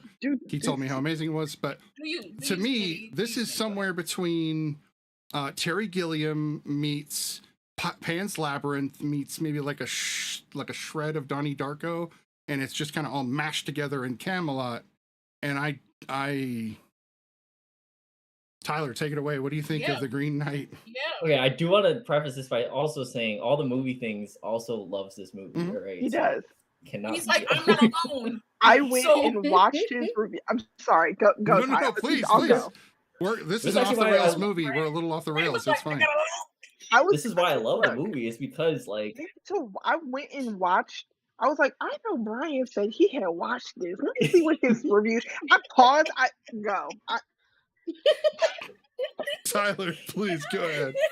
I loved this movie because I knew as soon as I walked out, I was like, man, there is gonna be about 80% of people who are not gonna be down for this, and I was so right. I love it. Like, I think it's such a different take on like the fantasy like genre. When I was talking with my friend about it, I was like, man, this is it. This is like Lord of the Rings, but not fun, and I love it. Like, That's funny. That's a good way to put it. I like that. Dev Patel is awesome. There's a lot of themes that I love. Like, it's definitely a thinker, and I think a lot of the point of the movie is to kind of be like, this all feels meaningless, and that's kind of life. Like sometimes life feels like that, and I think that's what it was trying to capture. And the one thing I want to say about the one thing that was like the best part of the movie is like when I walked out, like the message that I got was like, life can't be life without death. Like death is just as important as life, and I think that's what this movie is basically trying to say. Like the Green Knight is a representation of both life and death, and also the inevitability of like time. Like we're all going, like no matter what, like who you are, you're gonna succumb to time. Like we're all gonna die someday, and that's just how it is. Speak for Sorry, I don't know yourself. if that's like depressing. Somebody like Planet living that living forever. immortal life. Like, what you mean? Right. Nobody's shown me I'm dead yet, so when it happens, I'll know. I guess. Also, I was totally the opposite of not being stoned, and in the theater, it was a great time. The It was Green amazing. Knight, right? You were the Green Tyler. Wow. Yeah, I like like that. you winked at me while I was watching it. I was like, yeah, I You're got like, whoa, you. this isn't a 3D movie. What's going on? I don't understand. How about you, BlackGirlMarvel? What did you think of The Green Knight? I think I have some idea of what you might say. Okay, so Dev was beautiful in this. I was like body. Okay. Facial hair was beautiful. Facial hair was beautiful. Didn't care about him as a character. He was like, I will say I love that they played outside the normal tropes of like Arthur and medieval times, stuff like that, where like he's portrayed, because he's usually Gawain or Gawain is portrayed as he's white, he's Caucasian, and that's all he is. And then this one, it was like, that's my nephew, and it didn't really matter about his skin or anything like that. I love that they were just like, this is what happens. It gave me very much like Brandy as Cinderella, and the parents being black and white, and you got an Asian son. Like I was just like, that's a feeling I got. I was like, I love that that doesn't even matter. I love that to begin with. But then when we started getting into the story, yeah, that's when they lost me. I was like, I was throughout the whole movie, I was just like, what are we here for? Why are we doing this? Because like, okay, the mother and her cronies summoned the green-eyed monster, because obviously that's what green is, jealousy. Let's just get to the themes of this. Like some of the themes are jealousy, being green, and so obviously, and then there are times where Dev's character is jealous. He has some of that green-eyed monster in him, and I think towards the end when he sees like he has like that vision of his life and what happens, he's like, oh, okay, this little belt that my mother gave me, this ain't really, or whatever, ain't really helping me. And so if I'm gonna actually do this, if I'm gonna actually be about that life that I said I was gonna be about, if I'm gonna be a knight, I gotta truly be a knight. And that's kind of like what I took from it, was that like, if you're gonna be a person of your word, be an actual person of your word, no loopholes. Because that belt was a loophole. So, but getting there, I was a little lost. I was like, so why did the mom summon him? Did she put him to his death? Is that what she wanted? Like, because part of me towards like the middle, I was like, are they using him as a sacrifice to keep Camelot going? Like, what are I was like, what what was the process we were going through? I was just like super confused, and I was really excited for this film because one, it's medieval times, it's King Arthur. I love that. When I saw the Real Studies promo for it, and I saw this tree thing talking, I was like, oh snap! I love fantastical type stuff, and I was let down. I was just like, okay, why did the girl and the other girl look the same? Okay, I didn't even notice then, that until the end, and I was like, hold on a second. That's the same face. Hold on, is this the same girl? Oh, now Keep going. I'm like, they weren't gonna let Alicia Vikander stay looking like that in the movie. They had to put her in something clean and cute and get her, titties popping because that's what they was. She just out there. I don't know. I was just like, I wish I was high for this film because maybe I would have like my high brain would have caught some more of the stuff a little bit better than like me just kind of like going into it not elevated. That's not an endorsement by the Real Study, by the way. That's just Law's approach. She might have been able it's to. An endorsement by me though, but that's an endorsement not to do it without us. Yeah, just Wait till you can pass. If you can't pass, don't. You feel me? You don't want to do the whole thing yourself. You just want to. But I don't know. This film for me it was too slow. There were multiple characters that I felt like he probably could have taken out of this. Shout out to Barry Keoghan being in this, like maybe one of his first like little roles or something like that. But again, his character, my thing is this: you stood up to fight a whole night, but you get jumped by 2 people, like 3 people. I was just like, what are we? So you fight this monster, but you ain't got no skills. They tied you up. Like I was just like, what are? Somebody else go. I don't know what this movie was. How about you, Pooja? You want to tell us what you thought of the green light? I feel like the setup was really interesting. I think it was going somewhere, and I definitely think that the movie itself, especially with like Dave Patel's character, was intended to be this person who was very cowardly, was very like, just didn't care, didn't have like any interest in really becoming a knight. I honestly thought that the mom was trying to like do that little seance thing to kind of push him into greatness. And now I don't know if that was the case. And I think it's the second act of the film that started to just fall apart for me. And it just got so confusing. It was so convoluted. I don't know what was going on throughout half of it. And I also watched this with my husband because we were like so happy to see this movie. We were like super excited. And, same thing, like it's medieval times. It's different. You've got, a South Asian guy in it. And yeah, it was kind of disappointing. And I tried to like salvage it by saying, no, it was okay. It was great. It was okay. And then the more I kept thinking about it, it just felt like it was falling apart towards the end. I think the ending part made sense. And I get what they were trying to do, but I think like it didn't come across strong enough because of the like second part of the setup. And so it just came across like, okay, well, that was a movie that I spent 2 hours watching. I do wish it was a little bit shorter. It was kind of unnecessary at times, but hour and 30. Hour and 30. Yep, hour and 30, and that would have been better. But yeah, I don't think I would ever watch this movie again. It wasn't really for me. But yeah, that's how I feel. All right. Ray, did you want to say some more before I go? No, I mean, you go because you're next, and then I'll go. Okay, fair enough. So the longer I sit here and listen, the more I like this movie, which is really strange. So the second act to me isn't to be taken quite literally. I think it's more just a series of tests. So the first test is really showing him the real world. He goes right out, look at me, I'm walking down this, path, and this shepherd has to get out of my way. I'm ignoring these kids. I'm a true knight, right? He's got this eagleness about him. And the moment a couple of thugs show up to rob him, he doesn't make it. And it shows what would come of him. That's why I think that shows the skeleton of him laying under the tree.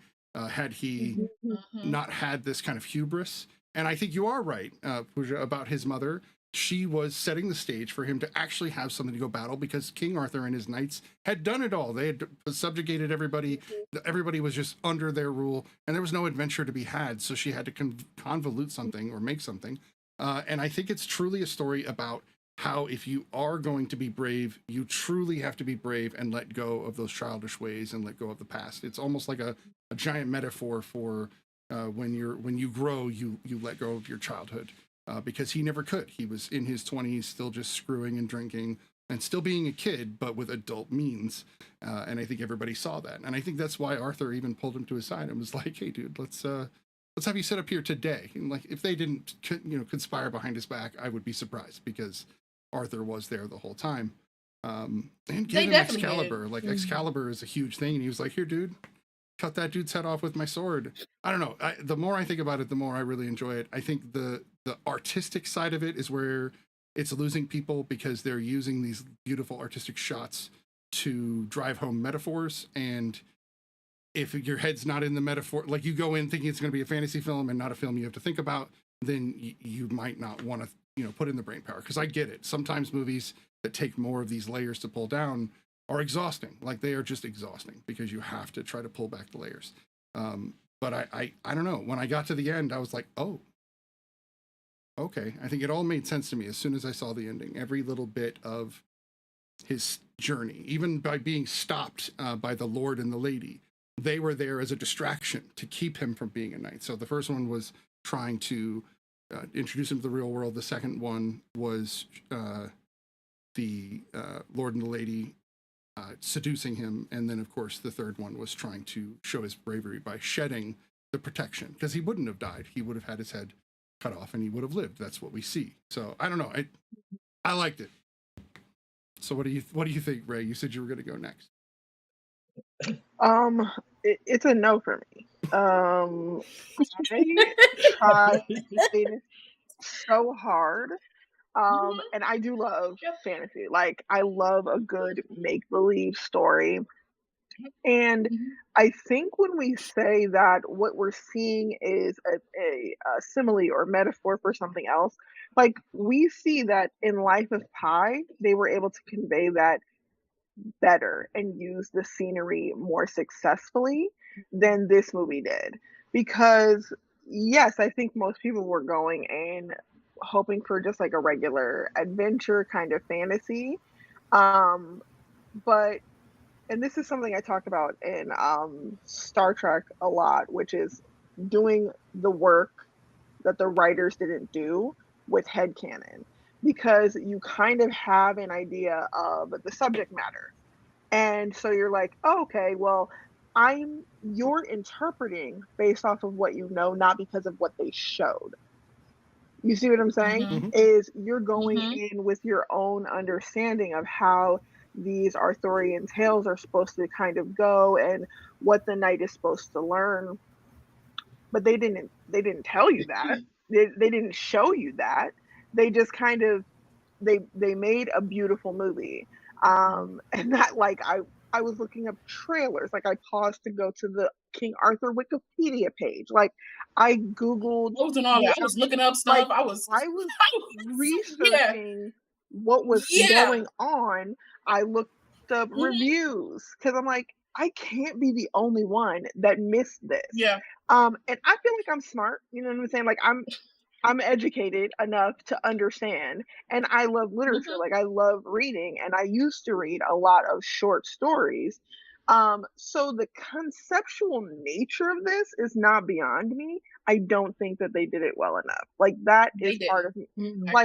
Like I took like a half a page of notes watching this movie. My first note, which was like, and I usually keep my brightness very low because of my eyes, but like, I had the brightness all the way up. There was no subtitles. I was like, what the hell is going on here? I was like, my first note says I didn't get interested until about 15 minutes in. Up to that point, I was having a hard time paying attention. It felt stylistically cryptic. Maybe that was on purpose, but it didn't feel like they were doing anything intentional with the feeling of mystery. Like, they were trying to convey something that I think they wanted to infer it. They didn't want to deliver that message. And that's where it kind of lost me. It's like, I don't want to show up and go to King Arthur court class. I want you to make the movie, right? Because even the short stories in the King Arthur pantheon, if you will, there's lots of different variations of stories in that kind of tale. And I've never read one as cryptic as this. I've never read one that has so many blank pages that they're just hoping that you'll fill in the blanks because of what you already know about the genre. And that's what it felt like this was doing. There was like the quote, the one thing that I did positively take away from this, other than the fact that it's stunning to watch, like I looked up the awards and everything and nominations, and all of the awards for cinematography, they earn that. Deserved. Mhm. They earn Yeah, that. They put their definitely. head down. Yeah. Is when Dev or Gowan's sitting at the table with the Lord, and he says, "Are you certain it's that close?" Because he's saying how close the green church or chapel is or whatever. And he said, "You are at the end of your quest, a little sooner than you expected, perhaps, but that is the case for some." And then he says, "We will send you on your way Christmas morn, or Christmas morn will send you on your way, and by nightfall, you will be at the doorway of your destiny." I love that section of dialogue because that you can apply to so many things. It's like you're on a journey and you feel like, of course, at the beginning of your journey, it feels like it's so long. You know what I mean? He left home and he's on this beautiful journey, or this journey he feels like to go earn the honor that he's hoping for. And of course, he doesn't know where it is. He's just kind of going based off of what other people have told him. And so once he got to that point, and I think you're right, Cindy, it was supposed to be a distraction. It's like, how do you know or trust that these people are going to send you on your way soon enough for you to get there? But I love that it's like, perhaps you didn't think that you would be at your destiny, especially because he shows up last Christmas to go kick it. And King Arthur's like, "You want to tell me a story?" He's like, "I don't have no stories." He was like, and then his mom, of course, like you said, conspiring. He's like, "I'm not going to go." He's like, "Where's her? This your sister. You know where she at. She at the house.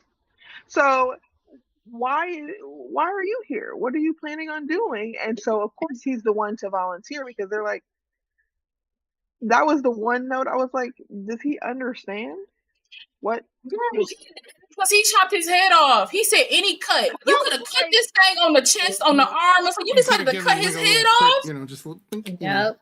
Because I'm like, I don't think Oh he my understood. God. He said, "Whatever you do to me, I'll do to you." Right. You could have shook his so hand. he You could have goes shook for his the hand. headshot. Right.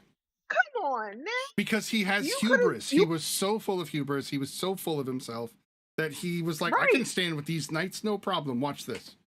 And then it's not. And that honestly, if I'm being totally honest with you, Smitty, I honestly didn't even see the, like, I don't know. Maybe I did see the hubris, but I kind of didn't see the hubris. All I saw was just somebody just like slovenly and lazy and just like to have a good time. Like I didn't really see any.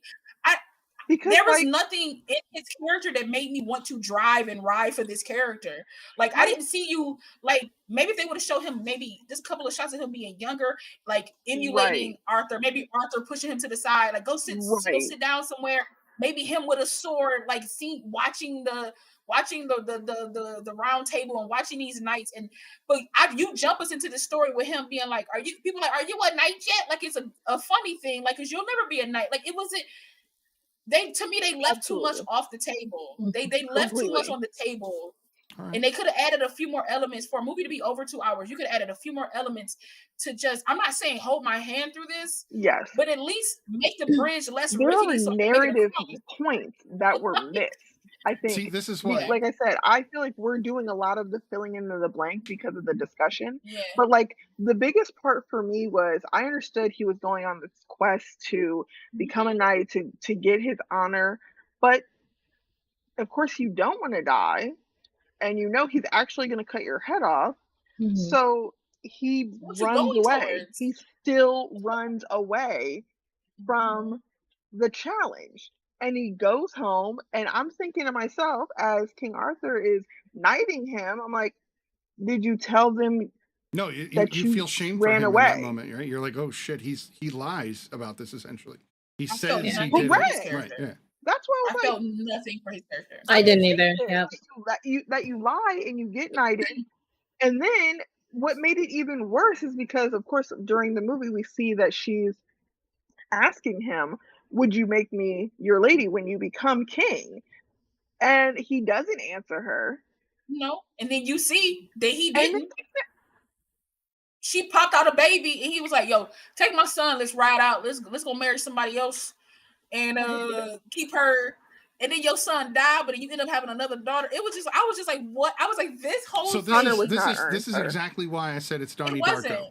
If you guys have seen Donnie Darko, it plays itself out in a very much alternate timeline but I've to seen reality. bits and pieces. And that's what we saw. Everything we saw after he ran away was what would have happened had he been too chicken shit to have his head cut off. And it's no, that makes. I mean, like that to me, that was one of the most straightforward things in it. Because to me, it's the same instance of when they did that whole turnaround, and then you saw his skeleton, and because that's like if he gave up, if he would have just sat there, because that's part of his character is just that because he's kind of like a privileged kid. He never been through nothing. He never went through nothing. He's been living his good life. Camelot didn't got this whole land. Nobody's coming after them. Like he's been living like this good life. But I really agree with Ray. Like there were just some sprinkles of stuff that they could have put in there for me personally to make a more cohesive make a more cohesive story, especially with this being set up as like eventually as you found out it is set up as like a journey. Like even if somewhere in the rules, like even somewhere in that letter, they would have said something like, you will have trials and missteps or something in there that would make sense of why all these people along his journey I had to pay attention to. I didn't care about these thieves. I didn't care about this lady and this lord. They were weird to me. She jacked him off and then was like, you're not honorable. I'm just like, what is happening? Like, so Jeff Patel juice rag, like you feel me? No. He wrap around his waist for all the time. Yeah. Like, what are you doing? Without because that is the magic. Getting it at the end with him still wearing the belt was easily the most little boy thing I've ever seen. It was like, I don't want to take my cape off. Like I can't take it. I'm sorry. I can't take it. I can't. And I get it. His mom was like, if you keep this on, you will be safe. Being a boy. That's kind of what I was saying. It makes sense. But again, there's some dripping of seasoning they could have put up in this movie to I don't know. Make it hit a little bit better. The cinematography and the shots, the fact that everything looked like it was coming like almost like a picture out of a book. Like every so often they pause for long enough that you're like, oh, this is right out of a book. But for me, that is what kind of gave me enough to deal with and kind of contemplate while taking these. Sure, if you took all those long shots out, if you took the Justice League and shrunk it down, it could be a shorter film. But I think in this case, the longer shots are purposeful and important. I think the fact that he saw the giants, which make no sense, which I like that they make no sense in the world as he's just walking along, he sees these giant naked people. I don't know.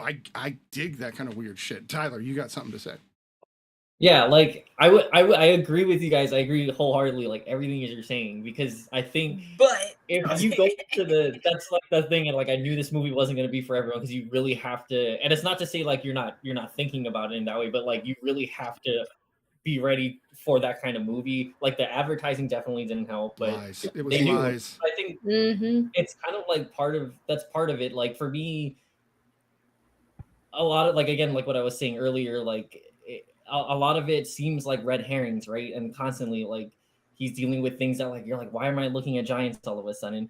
Because like we're as an audience trying to grasp for meaning, and like sometimes that's what I was saying earlier about like life. This guy is going on like, I'm gonna become this knight, like it's supposed to be, it's supposed to be this glorious fantasy adventure, right? But it's totally not what he expects. And I think with even like King Arthur and stuff, when he first leaves the castle, you're like, these guys killed a bunch of people, like, and he wants to be like them. Like this place, look at the land, it's dying. Like this is not glorious in the way that he thinks. Right. And he's like going on this adventure thinking it's gonna be like great. He meets some like weird ghost lady who like someone chopped her head off and they raped her and like threw her head in the water. And then I think one of the first things is like, oh, like something about his reward. And she's like, why would you ask that? Like, because he's not thinking that. Like you're trying to like this character is trying to grab meaning. Be something he's not. Exactly. And he's trying to be something he's not. The only meaning really is that he needed to just have courage in the face of in the face of death. Like, so that he could. And I think that's why what like being a the knight audience means, is right. That's all it means. It doesn't mean you're and I think that's special. why It the doesn't mean audience is gold. so. It doesn't need money or I feel women. like you It have just this means beautiful courage. world. I just feel like you have this beautiful world, and there was no world building. There was no setting up for anything. I don't care about. I mean, this is a version of Camelot nobody's ever seen before. So you still have to give me some world building. It's like they dropped you in the middle of a movie that we haven't seen yet. It was like a first half of a movie had already played, and they were like, nah, let's erase all that. We're going to drop them in right at this part and let them go towards the end. That right there is signature A24. That is something that they are big on doing. So this because I heard the director took a lot of liberties on like what the actual on purpose. Like he's like, I'm gonna just change this myth because it's not about this. Right. And then like, don't get me wrong, that's a risk. That is definitely a risk for like. I like stuff like that. I don't want it to be age. Right. Like essentially it's a coming of age, and I think I almost don't mind the length of the movie. I think a 2 hour movie is fine. What would have made the biggest difference is literally like 5 lines of dialogue would have probably improved this enough, because of course when you're thinking, and I think it was you, Lala, what you were saying is like, when you're thinking of like this type of tale or they're going on a quest, is like them like reading the scroll. It's the whole, you know what I'm saying? And I feel like that's kind of what the Green Knight's purpose was, but it was missing so much of this. You were just missing a couple of lines. Right. This is what needs to be done. Right. This is. And even if he would have like not been like, you would have to prove that you've learned how to defend yourself or courage. These are the ways that you will be tested to prepare, or these are the lessons you will learn, not how those lessons will be told or taught. Going through the trials of Heracles, and like, but it's just different. It's just like, come on now, come on now. To me, honestly, the Green Knight, the design of the Green Knight is phenomenal. Phenomenal. I think that he looks amazing. Absolutely. And was underutilized. Like the part that hurts me, and I understand what you're saying, Tyler, like and I get why but it's like, it's one thing to make a movie at this scale and make it so beautiful only to work for 20% of your audience. You're making a movie to convey a point, right? You want to tell a specific story. And I guess it's possible, but and you're in film school, so this might be, you can tell me, but I don't know what the purpose of making a movie that people don't connect to. Like, I don't know what the point of that is. And the issue for me is like, you wasted all of this beautiful cinematography because people are going to watch it and they're going to be mad that it's so beautiful and they didn't like the story. The story was just shy of being really good. Like, it was just shy of being really good. I like artsy. 100%. Everything, everywhere, all at once. It's like one of the most amazing films, but it's a lot of people that's like, why are you? I won't say anything about it, but I'm just, it's like one of the most amazing films. But a lot of people will be confused about a lot of the stuff that happens in it. They're like, so why would they do this? Right. And why would they do that? But it's still a story that makes absolute sense, even in its craziness. And to me, a film that has the Green Knight that looks amazing. You have Arthur and his court, which is just like a staple that people know. You have all these elements that are very good, and you kind of just drop the story a little bit, or like the writing a little bit. It's kind of like, it's a little lazy. It's a little lazy in my book. This movie in a lot of ways reminds me of the release of The Witch. The Witch was advertised very differently, and The Witch is very much the same film, but in horror, where it's telling you the story and tells you nothing. And yet at the end, you feel like you have to figure out what everything meant. And again, this is something I think A24 does. I think they either cater to the Marcel, the Shell type, films, or they cater to these kinds of films. And then occasionally they'll have one that drops much more like a big production, and people will be like, oh crap, Everything Everywhere All at Once is much of a larger production and a bigger scope, so it hits a larger audience. I would say too, like the Green Knight only works, I think, as an A24, like because it's the niche. The audience is so niche. Like I would say, if they released it outside of A24, this movie would bomb, like super. Because if you look at the comparison between audience score and critic score, this gets really high critical ratings. Gets a lot of good critical ratings, while the audience score is I think it gets low. I think it gets a lot. I think it gets a lot of good critical ratings, and this is just like my personal opinion because it's so artsy. I feel like the critics didn't even understand it, but they didn't want to feel like they're the only ones that didn't understand it. So they like, this was amazing. My God, it's just what they put into this film, right? Right. Or just cinematography. Because like because even if you are a critic, you still an audience member, right? So it's just like. Because essentially, I'm a critic. Cindy's a critic. Ray's a critic. Pooja's a critic. T's like that's what we do here. So yeah. That's what we do. We all are critics, but I know some of them was like that ain't make no sense, but my colleagues and said it made sense, so I'm just gonna say it makes sense for the sense of making sense. Because like it's just, like me and Ray will say, I'll just beat this dead horse. A couple more lines from The Green Knight would have changed this film to me, because. A couple more lines, and I could have seen what other people saw. Even if you wanted to throw in giants, that if you wanted to, you could have had somebody in the background go, like, did they ever get rid of the giants? Like, you could have had somebody say something in the background that would allude to the fact that this land has giants. Like, why would nobody talk about that? Or is that a figment of his imagination? I do believe that we need to watch a series of Terry Gilliam films, and then I think that if you watch some Gilliam, which I don't know if you have a lot of him under your belt. There's a lot of inspiration from him in this film. I've seen some Gilliam. There's so much from those types of films that just don't make sense. And you're right, they are celebrated.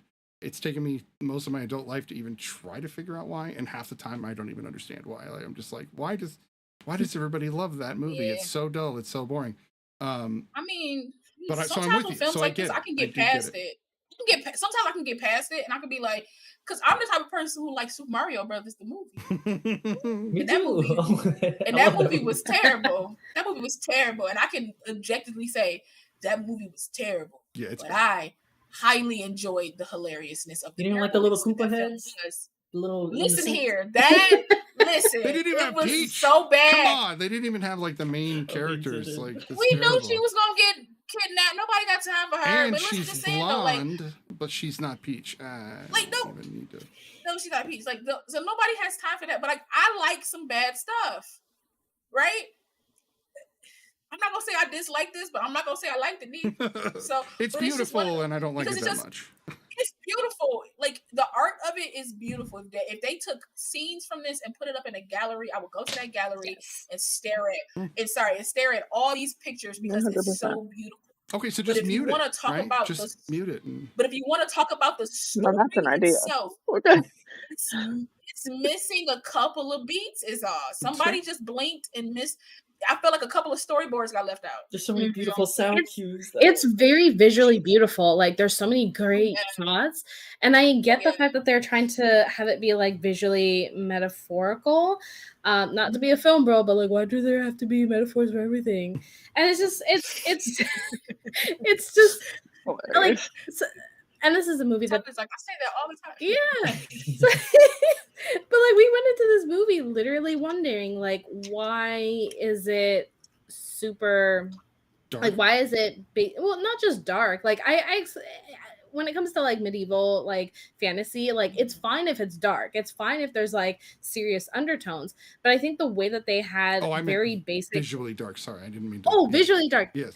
That's I can get that. Well, I saw House of the Dragon. It's fine. But yeah, just like it's like you guys were saying, like the dialogue was like almost non-existent for like half the movie, and I think just a little bit more of an explanation would have helped. But for most of the movie, it was just like, I don't know what I'm watching. I don't know what's happening. I feel dumb. And I feel like it's one of those movies that I kind of categorize as a movie that's trying too hard to be smart. And I think it ties into the whole, like, critics didn't really understand it most likely. And they just said that they did, and they rated it high because, you know, they don't want to be left out. They don't want to be viewed as stupid. But it's like, they don't. I mean, like, it's not a very cohesive film, and it's not something that really is pieced together unless you actually try hard enough and you rack your brain over it. And it's just like, I don't want to take the time to do that. It's a fantasy movie. Like, I don't know. You look to unwind your brain while watching this, not wind it up. No, that makes perfect sense. Like, I already watched winding it up. I watched. Right. I don't even mind films I got to think about. this I was didn't just mean a it like film that. that I I just was meant like, why? sometimes you go into a fantasy film, you just want to be like, show me new things, explore. Exactly. have I want to fun. be in a new world, and like I'm already like with Slumdog Millionaire and Life of Pi, like there's already a lot of heavy things going on. And when it comes to like The Green Knight, I just want to escape. I want to escape from all of that. And that just didn't happen, which is fine. I think that's why it's so funny that it's like this is the perfect movie to like totally rip the carpet under everyone's like, oh, this is not that movie. Like It's not. It's This really clean not. clean my palate in a bad way though. I was like, this is not the palate cleanser I thought Thankfully, it was. I watched this one first, and I watched the other two. Girl, I watched it last. If And I I had was watched like, this this would be a last, good this would palate be a cleanser. different review. I'm like, those are more like, you know, kind of like earthly, kind of like close to home type stuff. I'm like, I'm gonna watch The Green Knight because it got like I was like, it got a wood dude in it and a stick dude in it. We're gonna watch this. It's gonna be like fantastical. And I was just like, oh, so y'all didn't want me to like this movie? No, y'all didn't want me to like this movie because you could take Barry Keoghan's like part. All of the stuff he talked about up until him telling him where the chapel was, none of that made sense. None of that enhanced the story. None of that did anything.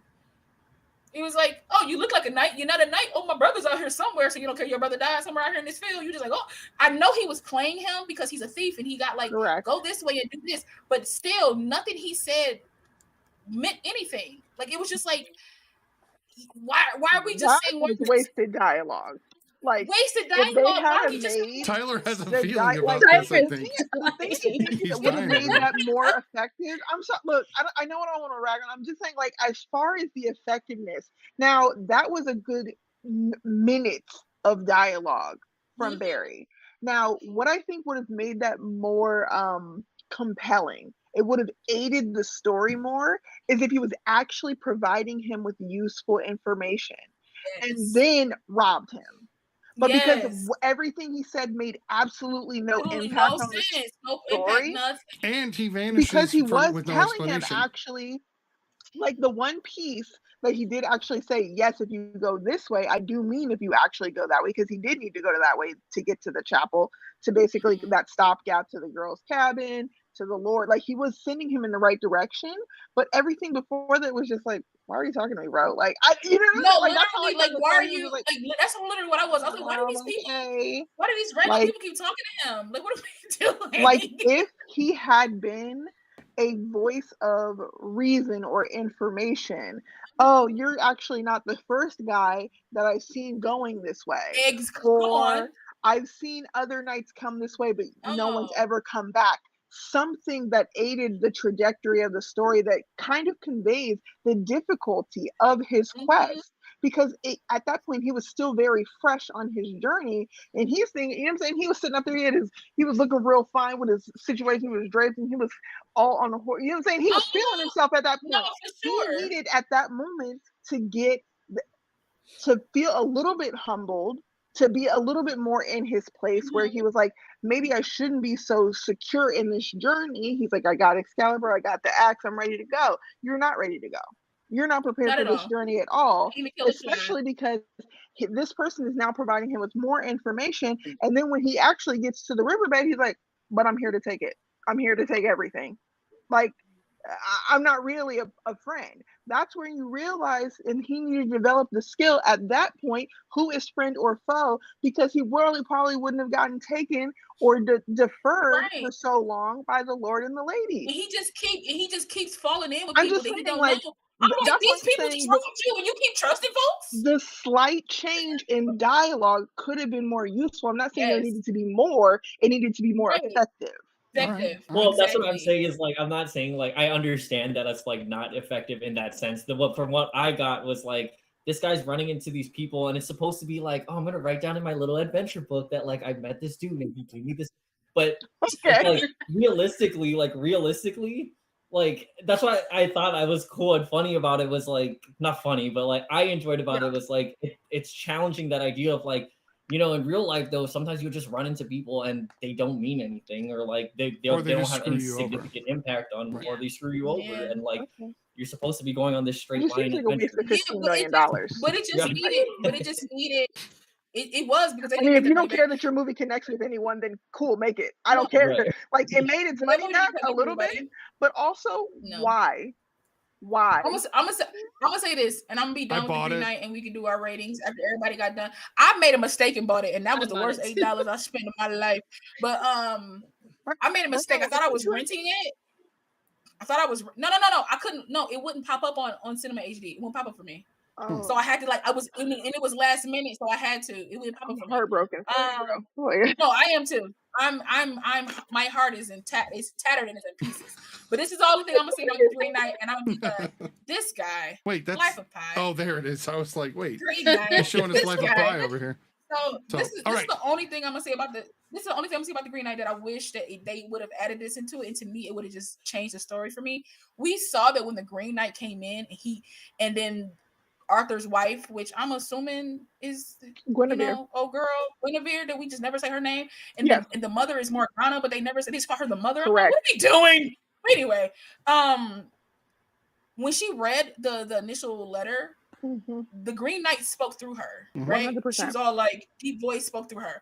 Now, if all these obstacles, because we end up seeing that the fox ended up talking in the end, and Bro could have talked this entire time, but he didn't. Right. That was his mom, if you listen.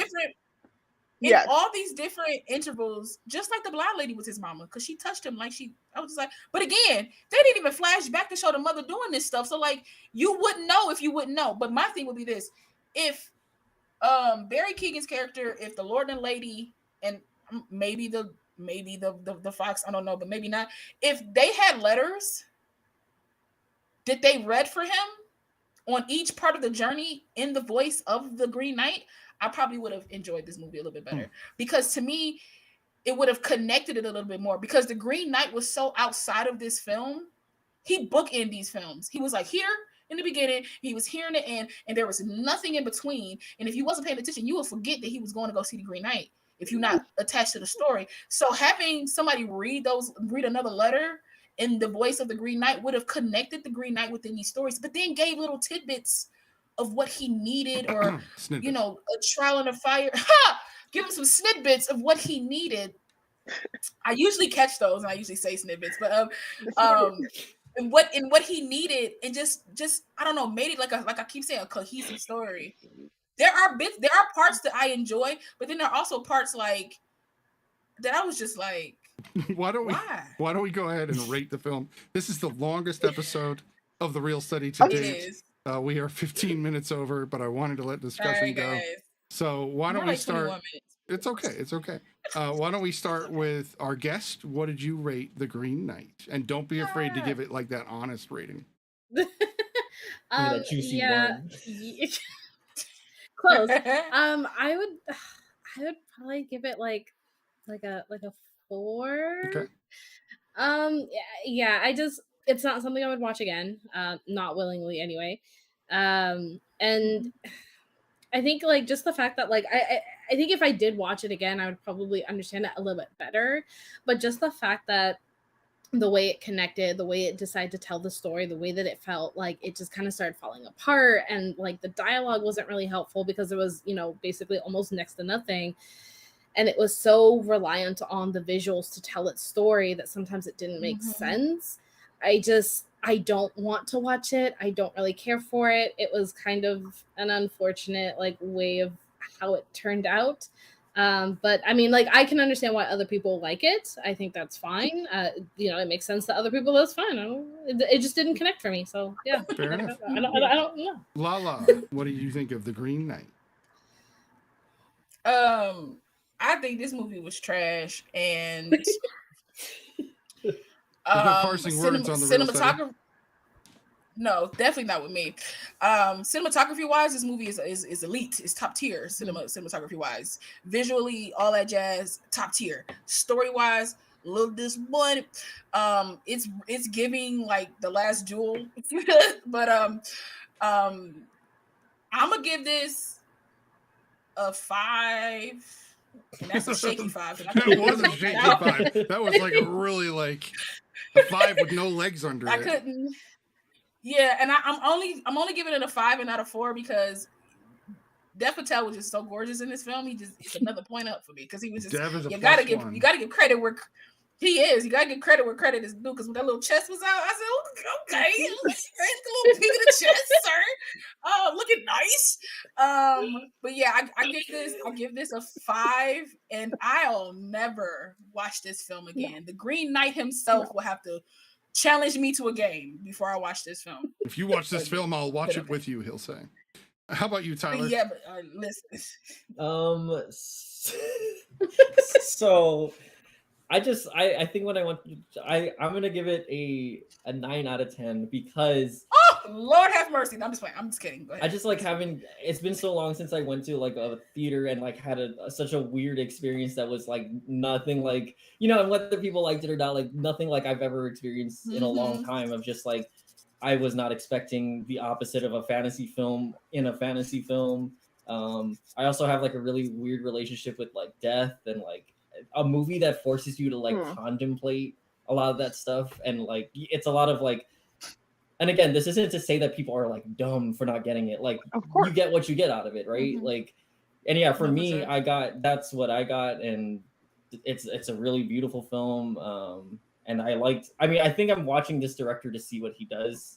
He did do a Ghost Story before this, so I'm very interested to see like if he gets another chance, what he's gonna do after this movie. I'm kidding. Wasn't there a controversy around him? I think. Wasn't there some kind of is there? Yeah. There always is. Why do they gotta do this? Yeah, so you might want to look into that. Ray. He's like it always. He said it always is. It's not untrue. Okay, I will leave you with a note that I took during the movie. I said the note exactly as I typed it said just shy of halfway. I'd rate the story a 5 out of 10. Visually, it's an 8 out of 10. It's gorgeous, but it felt super pretentious for no reason. But I respect that it worked for other people. That was the note that I typed. All right. So you're giving it what are we averaging that? A 5. Okay. Just a 5. A 5. We're going with the story side. That makes sense. Okay. For myself, I would say, there's something weird going on. I don't know what that was. Anyway, for myself. Robot.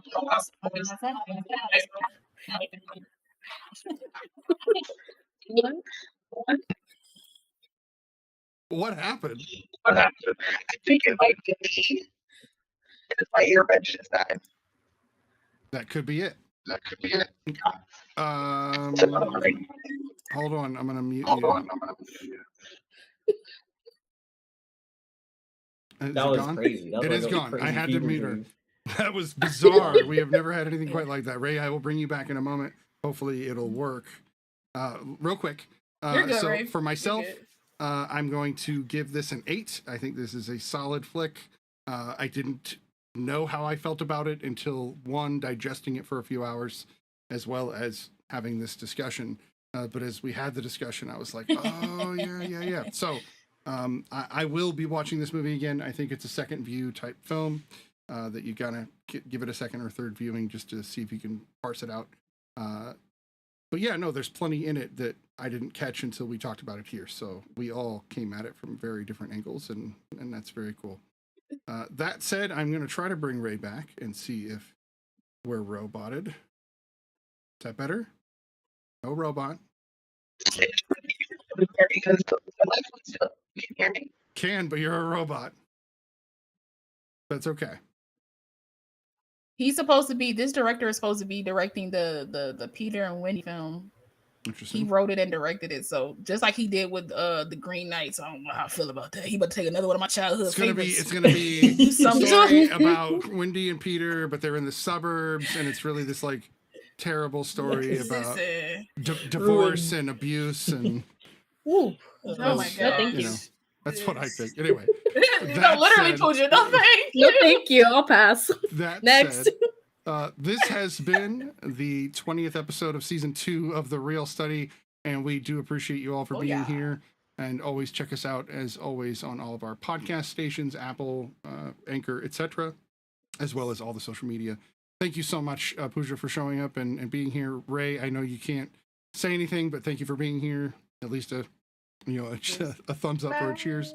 But yeah, thank you all for a great episode, and have a great evening. As always. 3.141592657. Oh my god.